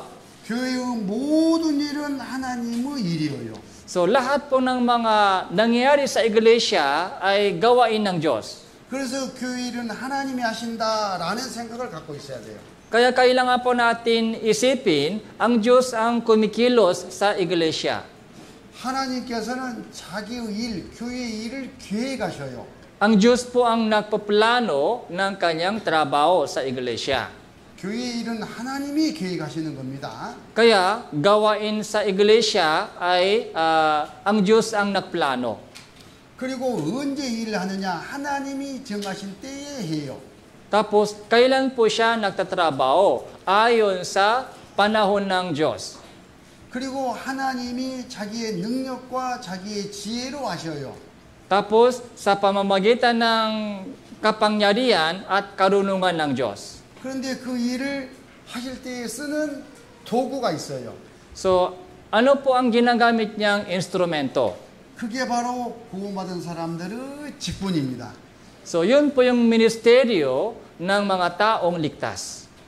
하나님께서는 하나님의 일을 Ang Diyos po, siya po yung nagtatrabaho 하나님이 원하시는 때에 ayon sa kanyang panahon, 하나님의 은혜와 능력을 가지고 sa pamamagitan ng kanyang kapangyarihan, 하나님이 하신다. siya po yung kumikilos. 이게 마음에 딱 심어져 있어야 돼요. So, ito po yung dapat itanim sa ating puso. 그 과정에 하나님이 구원받은 사람, 각 사람의 은사와 직분을 써서 일을 하신다. So, ginagawa po ng Diyos yung kanyang gawain sa pamamagitan ng ministeryo sa bawat isa sa atin. 그러니까 우리의 은사와 직분이 드려지지 아니하면 하나님은 일을 할 수가 없는 거예요. Kaya, kung hindi po natin ibinigay yung ating kaloob at ministeryo, hindi po siya pwede kumilos. 앞 시간에 공부한 것은 바로 우리가 하나님께 나를 드려야 될 이유에 대해서 설명을 해드렸습니다. Kaya yung unang lesson po natin tungkol po sa layunin, yung dahilan kung bakit kailangan ialay po natin yung ating sarili. 이제 이 시간에는 하나님이 쓰시는 내용을 좀 가지고 교제를 하고자 하는 겁니다. Kaya sa oras na po ito, so tingnan po natin kung paano po siya gumagamit. 이 직분이라는 게 중요해요. So mahalaga po yung ministeryo. 하나님이 쓰시겠다고 미리 하나하나 이렇게 일을 맡겨 놓으셔요. So ibinibigay ng Diyos sa bawat isa sa atin yung kanyang ministeryo. 우리는 그래서 맡은 청직이잖아요. Kaya tayo po ay katiwala. 그리고 쓰겠다라고 우리를 부르셔요. Tinatawagan po tayo ng Diyos. 주님이 쓰시는 것은 그 사람의 직분입니다. Kaya, so lahat po ng mga ministeryo po, yun po yung ginagamit ng Diyos. 그래서 교회는 적절하게 질서와 직분이 있는 것이고 그 직분이 들여서 교회가 돌아가는 겁니다. Kaya sa loob ng church, may kaayusan, may ministeryo. Ito po yung ginagamit ng Diyos. 자, 여기 방금 말씀드린 것을 메모를 좀 해왔습니다. So, ito po yung mga summarize ko po. 교회 일의 주체는 하나님이다. Ang Diyos, siya po yung paksa ng gawaing iglesia. 목소리 큰 사람이 아닙니다. Hindi po yung mga taong malakas yung boses. 사람이 아닌 거예요. Hindi po tao. 하나님이 주인이고 이루 주체다. Ang Diyos po ang mayari, siya po yung nagplano. 그래서 아까 말씀드린 것처럼 한번 So, 또 여기까지 읽어주시죠. Kagaya po kanina, Diyos ang nagplano ayon sa panahon ng Diyos sa pamamagitan ng kapangyarihan niya at pamamaraan niya. Ang Diyos mismo ang kumikilos, ginagamit niya ang bawat miyembro, kaya sa iglesia ang ministeryo ay kinakailangan. 그래서 하나님의 일과 우리의 직분을 이렇게 정리할 수가 있는 겁니다. Kaya, ganito po yung mga relasyon sa pagitan ng trabaho ng Diyos at ministeryo sa iglesia. 그게 바로 아까 읽었던 고린도전서 12장 4절부터 6절까지 말씀 내용이에요. Kaya yun po yung mga unang Korinto chapter 12 verse 4 hanggang 8. 하나님은 직분을 써서 일을 하시는데 Kaya ginagamit po ng Diyos yung ministeryo. 먼저 성령께서 구원받은 각 사람에게 은사를 주셔요. So, una sa lahat po, ang banal na spirito po ay nagbibigay ng kaloob sa bawat isa sa atin. 그리고 주님 예수님은 우리 각 사람에게 직임을 주셔요. Tapos, Panginoong Jesus ay nagbibigay siya ng ministeryo sa bawat isa sa atin. 이 직임이 직분입니다. Kaya ministeryo po ito. 그리고 하나님은 이 은사와 직임을 써서 일을 하셔요. Ginagamit po, kumikilos po ang Diyos sa pamamagitan ng kaloob at ministeryo natin. 우리 직분이 쓰임 받는 봉사 과정에 아버지 하나님과 성자 하나님과 성령 하나님 삼위일체가 관여해 가지고 이루어지는 거예요. So, doon po sa proseso na ginagamit po tayo sa ating ministeryo, yung Diyos ng Espiritu, yung Diyos ng Ama, Diyos ng Anak, ay sabay-sabay kumikilos. 얼마나 중요합니까? So, ibig sabihin, gaano kahalaga po ito? 그 말씀이 아까 읽었던 이 본문 말씀인 겁니다. So, ito po yung mga kahulugan ng teksto po ito. 은사는 여러 가지나 성령은 같고 May iba't ibang uri ng mga kaloob, sabalit iisang Espiritu. 직임은 여러 가지나 주는 같으며 May iba't ibang uri ng paglilingkod, sabalit iisang Panginoon. 역사는 여러 가지나 모든 것을 모든 사람 가운데 역사 하나님은 같으니 May iba't ibang uri ng gawain, sabalit iisang Diyos na gumagawa ng lahat ng mga bagay sa lahat. 성령은 은사를 주시고 Yung kaloob ay galing sa Espiritu.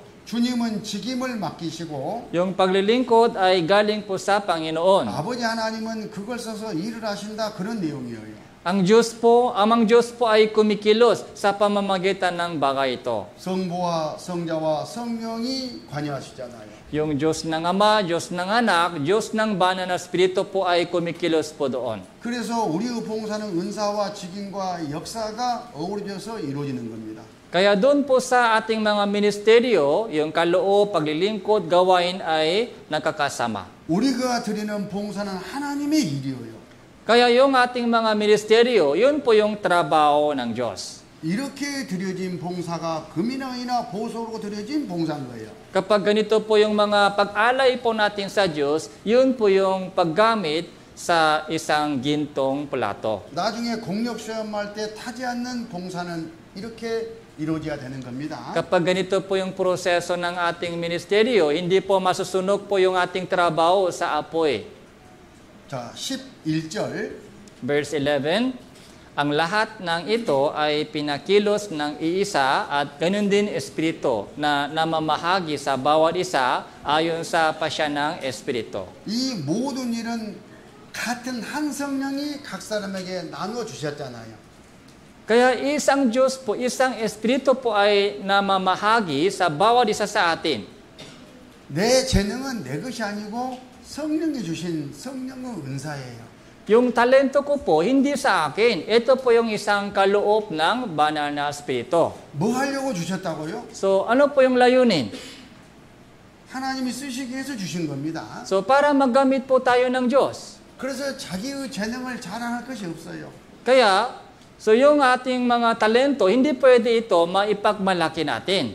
자기의 재능을 다른 사람 앞에 드러내는 것은 합당치가 않는 거예요. So hindi po pwede, hindi dapat ipagmalaki po natin yung ating mga talento. 마치 자기인 것처럼 자기가 그 영광을 받아서는 안 되는 거예요. Hindi po tayo tumanggap ng sariling kaluwalhatian. 왜냐하면 성령께서 주신 것이니까. Dahil ang Espiritu po, siya po yung nagbigay sa atin. 하나님이 필요하실 때 이것을 가지고 하나님이 일을 하셔요.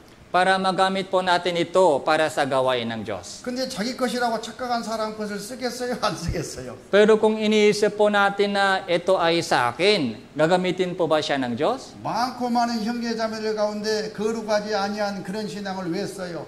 Yung mga yung pananampalataya na hindi malinis, paano po siya gagamitin ng Diyos? 그래서 우리 신앙은 겸손하고 또 겸손하고 하나님의 것이라는 그런 태도와 자세를 딱 갖고 있어야 됩니다. Kaya sa ating pamumuhay Kristiyano, dapat pababa po tayo na nagsasabi, lahat sa akin ay galing sa Diyos.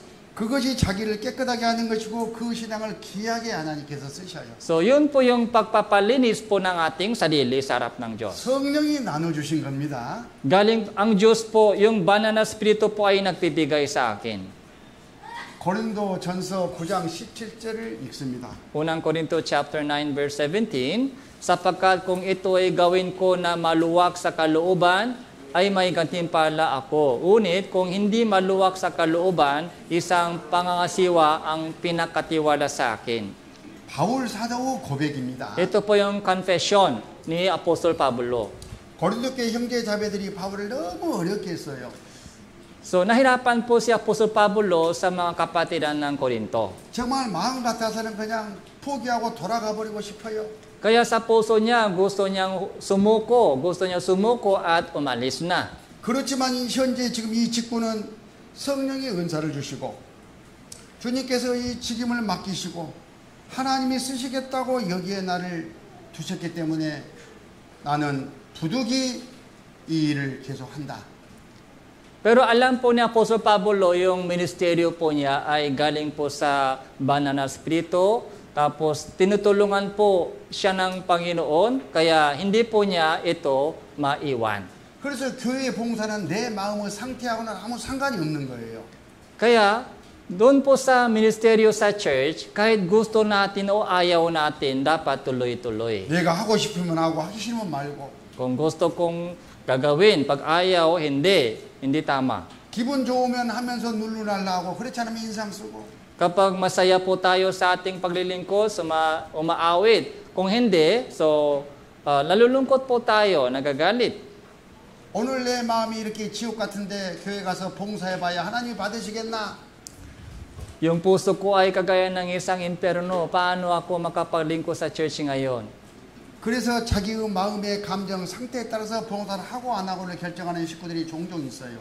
Yung ating ministeryo sa church, kung ito po ay nakadepende sa ating mga naramdaman, hindi tama po ito. 그건 직분과 봉사에 대해서 오해해서 그래요. Dahil mali po yung kanilang pagkaunawa tungkol sa 이 ministeryo. 봉사는 자기 감정과는 아무 상관이 없습니다. Yung ministeryo po natin sa iglesia ay hiwalay po sa ating damdamin. 주님이 나누시고 필요할 때 쓰시겠다고 해서 쓰임을 받는 겁니다.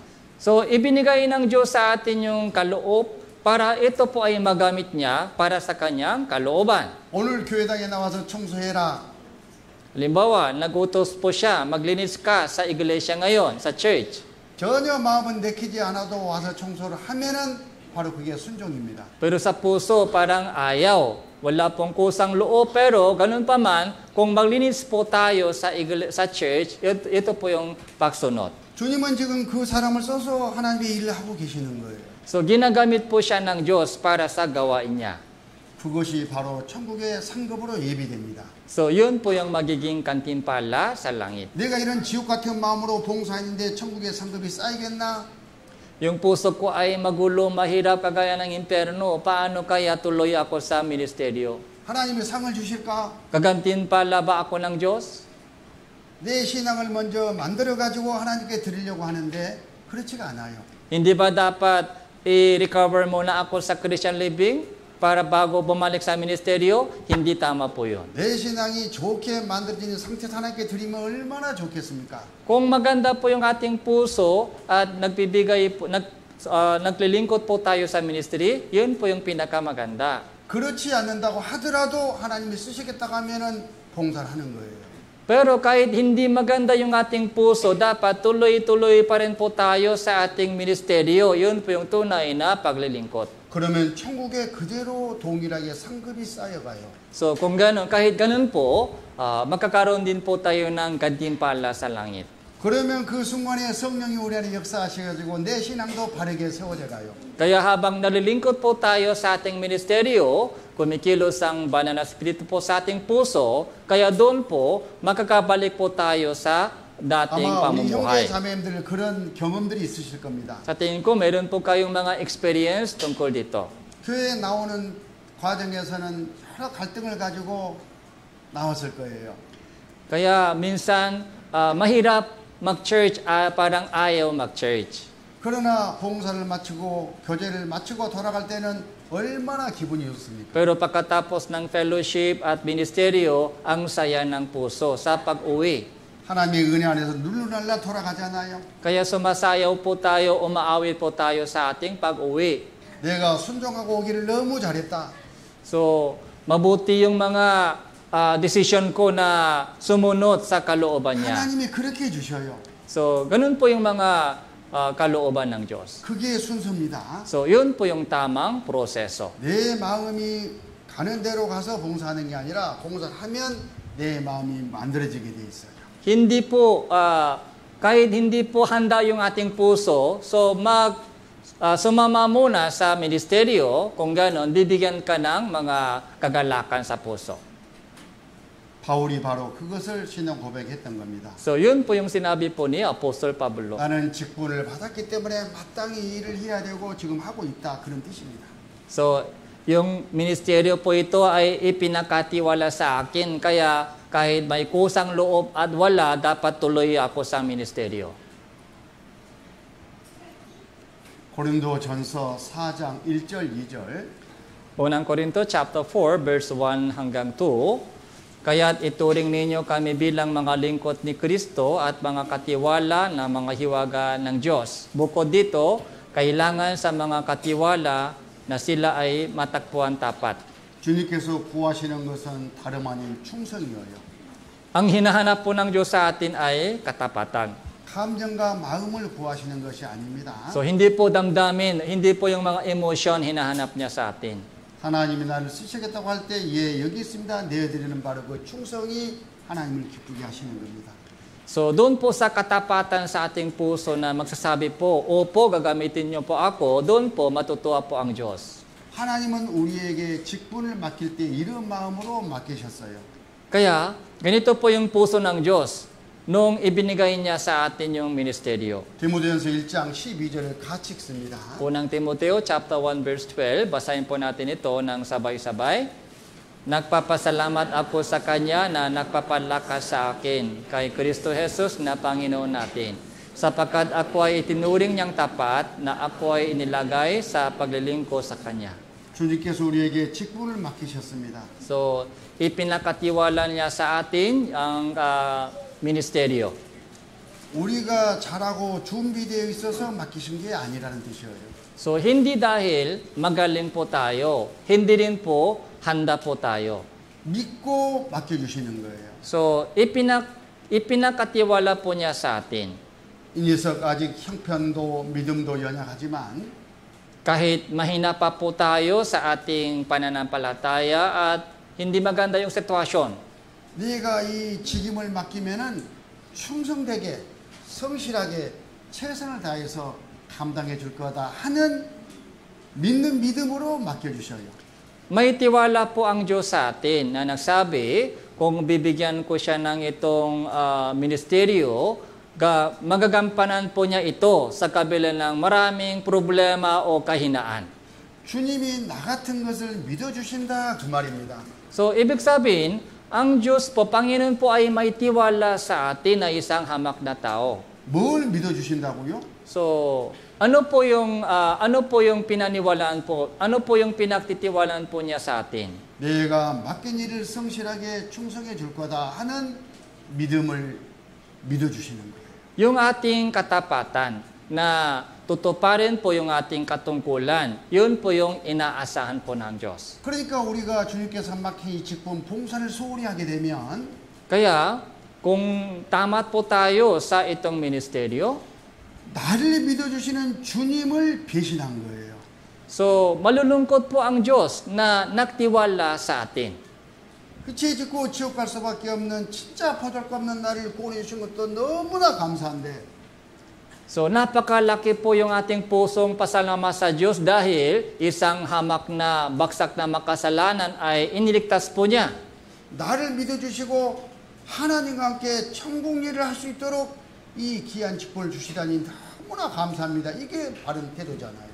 Tapos binigyan niya ako ng ganitong napakagandang ministeryo sa iglesia kahit hindi ako darapat. Ito po yung napakagandang kabutihan ng Diyos. 우리는 주님을 배신하는 그런 마음을 갖지 않도록 합시다. Kaya hindi dapat magbigay lungkot tayo sa Diyos. 그래서 교회 안에 이런 몇몇 직분들이 세워집니다. Kaya meron pong mga ilang ministeryo sa iglesia. 28절만 읽습니다. So verse 28, at ang Diyos ay naglagay sa iglesia, una ay mga apostol, ikalawa ay mga propeta, ikatlo ay mga guro, saka mga gumagawa ng himala, saka mga kaloob ng pagpapagaling, mga pagtulong, mga pamamahala, at iba't ibang uri ng wika. 이건 직분이에요. Ito po yung mga ministeryo. 성령은 은사를 주셨습니다. Ang banal na espiritu po ay nagbigay ng kaloob. 영적 재능입니다. Ito po yung spiritual na 교회는 yung 그 talento. 재능을 개발시켰습니다. Tapos na de-develop po yung mga kaloob nila sa iglesia. 훈련시켰습니다. So tinitrain po sila sa iglesia. 그러면 주님은 그 훈련된 그 은사에게다가 이 직분을 맡겨요. 직분을. So kapag dumaan po sila sa training, na binigyan po sila ng ministeryo. 그리고 하나님은 쓰셔요. Tapos sila po yung ginagamit ng 그러니까 Diyos. 다 똑같은 직분일 수가 없잖아요. Kaya hindi pwede pare-parehas po yung 다 ating 똑같은 은사가 ministeryo. 아닙니다. Dahil hindi pare-parehas po yung ating yung kaloob. 우리가 주님이 주시는 은사를 계속 개발하고 충성되게 작은 일에 충성되게 나가면은 더 이제 계속 귀하게 써 가십니다. Kapag tapat po tayo sa maliit na ministeryo, so palaki na palaking ministeryo ibinibigay ng Diyos. 이런 개인 직분보다 더 중요한 직분이 있다고 말씀하셔요. So meron pong mas mahalagang kaloob sa mga ganitong mga pansariling kaloob. 고린도서 12장 31절 말씀입니다. Unang Korinto chapter 12 verse 31. Subalit pagsikapan ninyong mitiin ang higit na dakilang mga kaloob at ipapakita ko sa inyo ang isang daan na walang kahambing. 너희는 더욱 큰 은사를 사모하라. Bitiin ninyo higit na dakilang mga kaloob. 교회 여러 영적 재능 은사가 있는데 큰 은사가 있다고 말씀하잖아요. Sa mga daming kaloob sa iglesia, meron pong pinakadakilang kaloob. 교회 안에 여러 직분인데 그 중에서 제일 좋은 직분이 있다고 말씀하시잖아요. Sa daming mga kaloob sa iglesia, meron pong pinakamagandang kaloob. 그게 뭘까? Ano kaya ito? 그게 뭐예요? Anong kaloob ito? 그게 바로 고린도전서 13장입니다. So yun po yung makikita po natin sa Sarangi unang Korinto 직분입니다. chapter 13. Ito po yung kaloob ng 사랑. pag-ibig. Pag-ibig. 구원받은 우리 모든 형제자매들은 이 사랑의 은사가 다 주어졌어요. So lahat po ng mga taong ligtas po ay nabinigyan po itong kaloob ng pag-ibig. 어제 공부했습니다. So kahapon pinag-aralan po natin ito. 성령으로 말미암아 하나님의 사랑이 우리 마음에 부어지는 순간이 다 제일 큰 은사가 주어지는 과정이었어요. Di ba nung ligtas po tayo, ibinuhos po ng Diyos sa ating puso yung pag-ibig, yun po yung pinakamagandang kaloob. 그리고 모든 식구들에게 이 사랑할 수 있는 직분을 주어졌어요. Tapos lahat po ng mga taong ligtas ay nabinigyan din po ng ministeryong ito ng pag-ibig. 하나님이 우리 각 사람에게 주신 이 사랑의 직분을 쓰실 때 우리는 주님께 우리를 내어드려야 됩니다. Kaya kailangan po natin gamitin itong kaloob ng pag-ibig para sa iglesia ng Diyos. 그러면 그 하나님의 사랑이 나를 통해서 형제 자매들에게 나가고 다른 이웃인 영혼들에게 흘러가는 거예요. Kapag dumadaloy po yung itong pag-ibig sa pamamagitan po natin, meron pong maliligtas, meron pong mga kapatiran na lumalago. 다른 직분을 잘 순종한다고 지킨다고 하는데 사랑의 직분은 이루지 않는 사람들이 있을 수 있어요. Maaari po, meron pong mga magaling sa ibang mga ministeryo pero wala pong pag-ibig sa kanilang ministeryo. 그런 분들에게 이렇게 말씀하셔요. Sinabi po ng Diyos sa kanila ganito. 고린도서 13장 1절부터 3절까지 Verse 1 hanggang verse 3, kung ako ay magsalita ng mga wika ng mga tao at ng mga anghel, subalit wala akong pag-ibig, ako ay nagiging isang maingay na pumpiyang o batingaw na o malingaw-ngaw. At kung meron akong kaloob ng propesiya at naunawaan ko ang lahat ng mga hiwaga at ang lahat ng mga kaalaman, at kung meron akong buong pananampalataya upang mapalipad ako mga bundok, ngunit wala akong pag-ibig, ako ay walang kabuluhan. At kung ipamigay ko ang lahat ng aking ari-arian at kung ibigay ko ang aking katawan upang sunugin, subalit walang pag-ibig, wala akong mapapakinabang. 왜 하나님이 우리 모든 사람에게 사랑의 은사와 사랑의 직분을 주셨을까요? So ano po yung dahilan bakit ibinigay ng Diyos sa ating lahat ang kaloob ng pag-ibig? 평안을 매는 줄로 성령이 하나 되게 하신 몸된 교회를 지키기 위해서 그러신 거예요. So para magbantay po tayo ng iglesia sa pamamagitan ng bukulot ng kapayapaan. 어느 누구도 마귀의 공급 도구로 쓰임받지 않기 위해서 사랑의 직분을 주셨던 겁니다. Para walang sino mang dito ay magamit ni Satanas. 그래서 다른 어떤 직분보다 이 직분이 먼저 수행돼야 돼요. Kaya kailangan po natin unahin yung ministeryo po ito ng pag-ibig. 그래서 가장 큰 은사, 제일 좋은 길이라고 말씀하셨던 겁니다. Kaya pinakamagandang kaloob, pinakamagandang daan, ito po ay pag-ibig. 또 하나 우리 모든 형제 자매들에게 주어진 직분이 있습니다. Tapos meron din pong ministeryo na ibinigay ng Diyos sa lahat ng mga kapatiran. 영혼을 구원하는 전도의 직분입니다. Yung ministeryo ng evangelism. 나는 전도의 은사가 있어. 나는 전도의 은사가 없어. 이런 분들이 종종 있죠. So minsan, meron pong nagsasabi, wala akong talento sa evangelism. 저 형제는 전도의 은사가 있어서 전도를 잘해. 나는 전도의 은사가 없는가 봐. Pero yung brother na yun ay magaling siya sa evangelism pero wala akong talento sa evangelism. 그런 형제자매가 있다면 그건 성경을 몰라서 그래요. Kung meron pong ganung mga kapatiran, hindi pa po niya alam kung ano ang sinasabi sa Biblia. 복음을 전하는 전도 은사는 모든 식구들에게 주어져 있어요. Yung kaloob ng evangelism ay ibinigay ng Diyos sa lahat ng mga kapatiran. 전도를 잘하고 못하는 것은 그 은사를 개발하지 않아서 그래요. Kung hindi pa magaling sa evangelism, bakit po? Dahil hindi pa niya na i-develop yung kanilang kaloob. 스스로 훈련 기회에 훈련하지 않아서 그런단 말입니다. Dahil hindi pa niya ginagamit yung talentong ito. 전도 요령을 가지고 입을 열고 계속 전도하면 전도는 누구나 다 잘할 수 있어요. Kung matuto siyang mag-evangelism, pag binuka yung kanyang bibig, so pwede magaling po sila sa evangelism. 하나님은 이 전도의 은사와 직분을 주시고 각 사람 자기에게 맡겨주신 영혼들을 하나님 말씀 앞에 인도하시게 하고 있어요. Kaya yung kaloob ng evangelism, ministeryo po ng evangelism ay binigay ng Diyos sa lahat ng mga kapatiran. 그래서 구원받은 우리 각 사람 하나님과 죄인 사이를 화목하게 하는 화목 중매장입니다. Kaya bawat isa sa mga taong ligtas po ay isang tagapaglingkod, tagapagtanggol sa pagitan ng Diyos at mga makasalanan. 그 말씀이 고린도서 5장 17절부터 19절까지입니다. Kaya pangalawang Korinto chapter 5 verse 17 to hanggang 19. Kaya kung ang sino man ay nakay Kristo, siya ay bagong nilalang. Ang mga lumang bagay ay lumipas na. Tingnan ninyo, ang lahat ay naging bago. lahat ng ito ay mula sa Diyos na tayo'y pinakasundo niya sa kanyang sarili sa pamamagitan ni Kristo. At ibinigay niya sa amin ang ministeryo ng pagkikipagkasundo.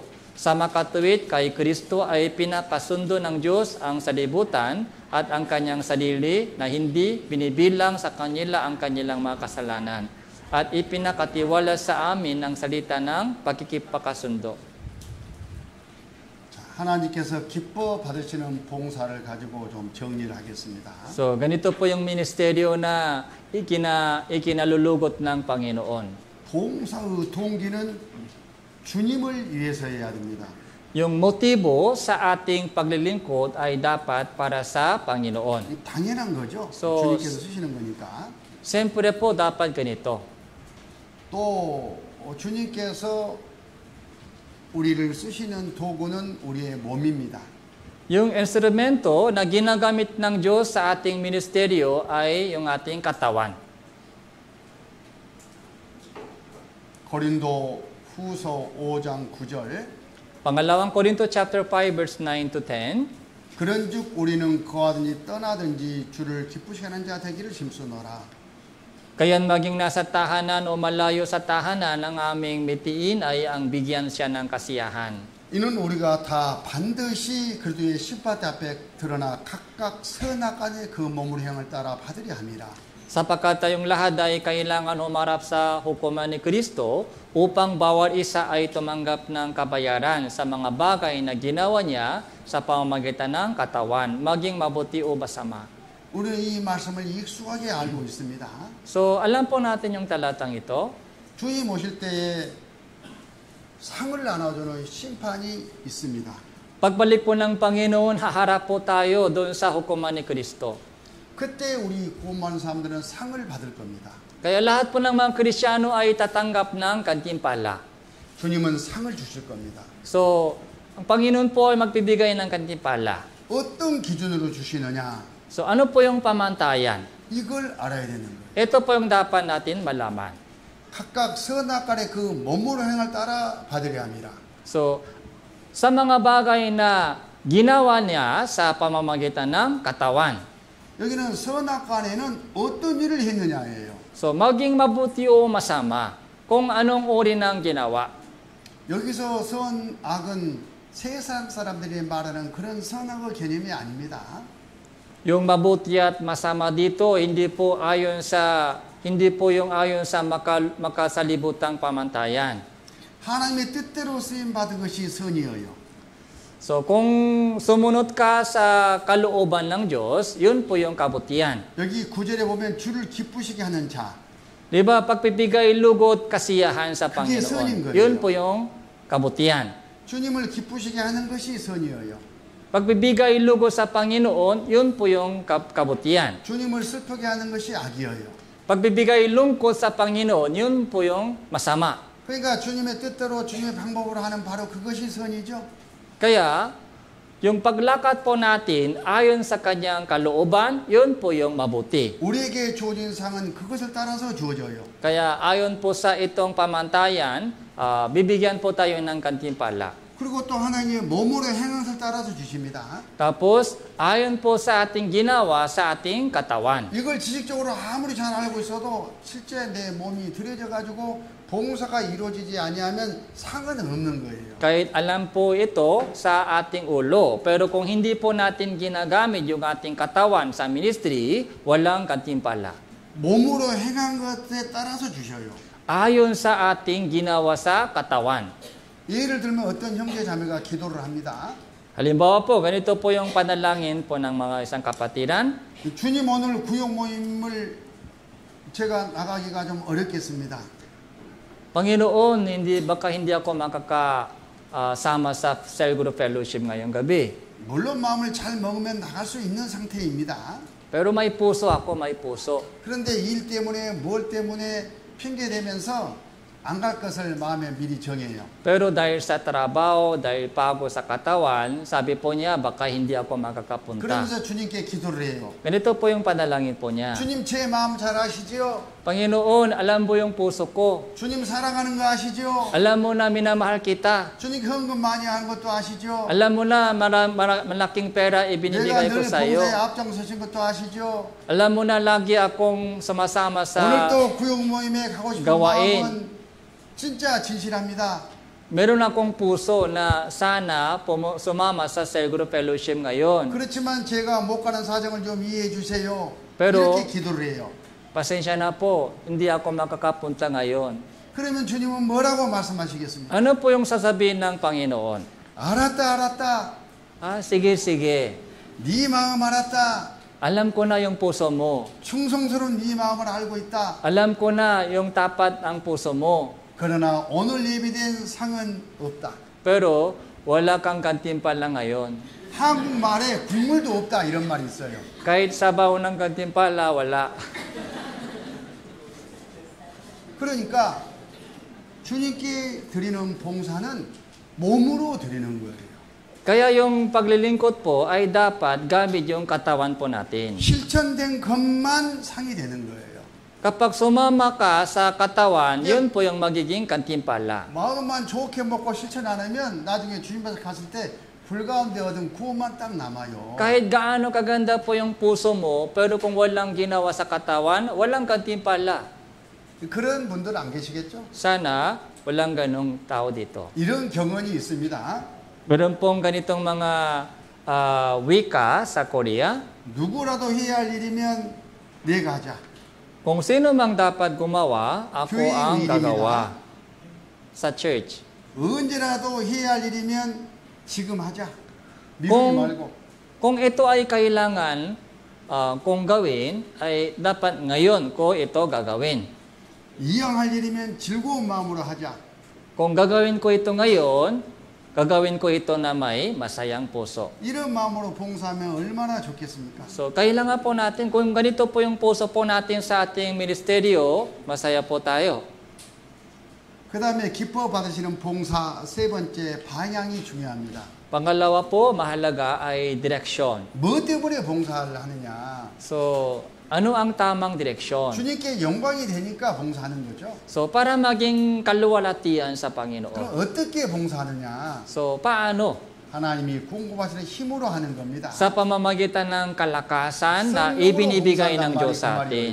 Sa pamamagitan ng kalakasan ng banal na Espiritu.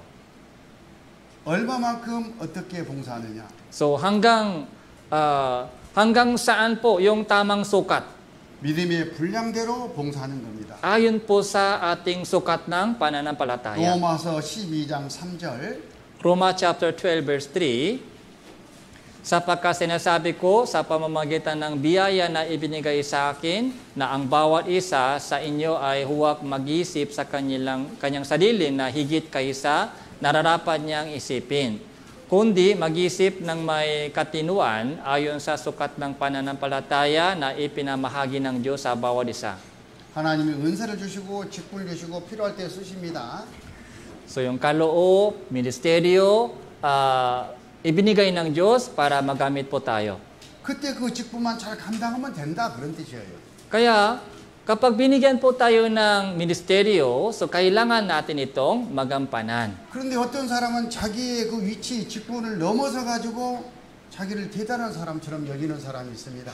Meron pong mga kapatid na lakpas po sa tamang sukat ng pananampalataya, itinuturing po niya yung sarili na mas madakila kaysa ibang kapatiran. 교회의 다른 형제 자매들의 봉사를 간섭합니다. Kaya mga pinag-usapan po nila yung ministeryo ng iba. 또 지시하고 막 판단합니다. Humuhost ka po sila sa ibang mga kapatiran, nag-utos po sila. 그건 자기의 믿음의 분량을 넘어가 버린 거예요. So, lakpas na po sila sa kanilang sukat ng pananampalataya. 그 일에 지금 주님이 나를 쓰고 계십니까? So, dapat manatili po siya sa tamang sukat. 그렇지 않잖아요. So, kung lakpas po, hindi pwede. 그것을 교만이라고 하는 거예요. So, yun po yung tinatawag na kayabangan. 물론 교회에는 그런 직분들이 있습니다. So, meron pong mga iba't ibang uri ng ministeryo. 담임 목사님은 감독권과 치리권이라는 게 있는 거예요. Yung mga senior pastors ay dapat humawak, dapat mag-obserbahan po lahat po ng mga kapatiran. 그 사역자의 감독권과 치리권은 또 다른 형제 자매들에게 조금 이렇게 위임이 될 수도 있어요. Kaya minsan po ibinibigay ng senior pastors yung kanyang mga karapatan bilang isang hawak sa ibang mga 이건 leaders. 교회마다 사정에 따라서 다릅니다. Kaya iba-iba po yung sitwasyon po ito. 그런 경우에는 좀 간섭도 하고 지시도 하고 뭐 이렇게 고면도 하고 할 수가 있겠죠. So kung nasa position ka ng ganong mga leaders, pwede kang magbigay ng instruction sa ibang mga kapatiran. 주님이 주신 공식적인 직분이 아닌데 함부로 자기 위치를 넘어가는 것은 참으로 하나님께 잘못된 것입니다. Pero kung wala ka sa tamang mga official na position na sa church, sa iglesia, so kung lakpas ka sa tamang sukat, delikado po yan. 이 말씀이 그런 뜻이에요. So ito po yung mga kahulugan ng ito. 마땅히 생각할 그 이상의 생각을 품지 말라. So huwag mag-isip ng higit kaysa nararapat niyang isipin. 하나님께서 각 사람에게 주신 믿음의 분량대로 지혜롭게만 행하라. Kaya lumakat ka na nararapat sa tamang sukat ng pananampalataya. 또 이 직분을 수행하지 않는 것은 이제 불순종이 되는 거예요. Tapos kung ayaw magampanan yung ministeryo na ibinigay ng Diyos, 그래서 자기 위치를 정확히 알고 kaya hindi rin po pwede sa harap ng Diyos. 주신 믿음의 분량대로 주님을 섬기는 그런 형제 자매들이 되시기 바랍니다. Kaya dapat maglingkod po tayo sa Panginoon ayon po sa ating sukat ng pananampalataya. 그래서 나중에 주님 오실 때에 모두가 다 그 귀한 영광의 상을 챙기시기 바랍니다. Kaya kapag bumalik na po yung Panginoon, lahat po tayo ay gagantihan po ng Diyos. 오늘 시간이 좀 길어졌습니다. So lagpas po tayo sa oras. 죄송합니다. So pasensya na po. 내일은 시간을 좀 아껴드리겠습니다. Kaya papaiksi ko po yung oras ko bukas. 기도하겠습니다. Manalangin po tayo. 아버지 하나님 감사합니다. Salamat po, Amang Diyos. 저희들에게 귀한 기회를 허락해 주시고 Ibinigay niyo po sa amin itong napakahalagang pagkakataon. 봉사의 의미와 Yung kahulugan ng ministeryo 결과에 대해서 깨닫도록 도와주신 것을 감사합니다. at bunga ng aming mga ministeryo ay naunawan po namin. 우리 식구들을 더욱 귀하게 써주시고 사랑해 주시옵소서. Patuloy niyo po silang gamitin at mahalin. 우리 구주 예수 이름으로 기도드렸습니다. Ito po yung aming panalangin sa pangalan po ni Jesus. Amen. 아멘. Salamat po.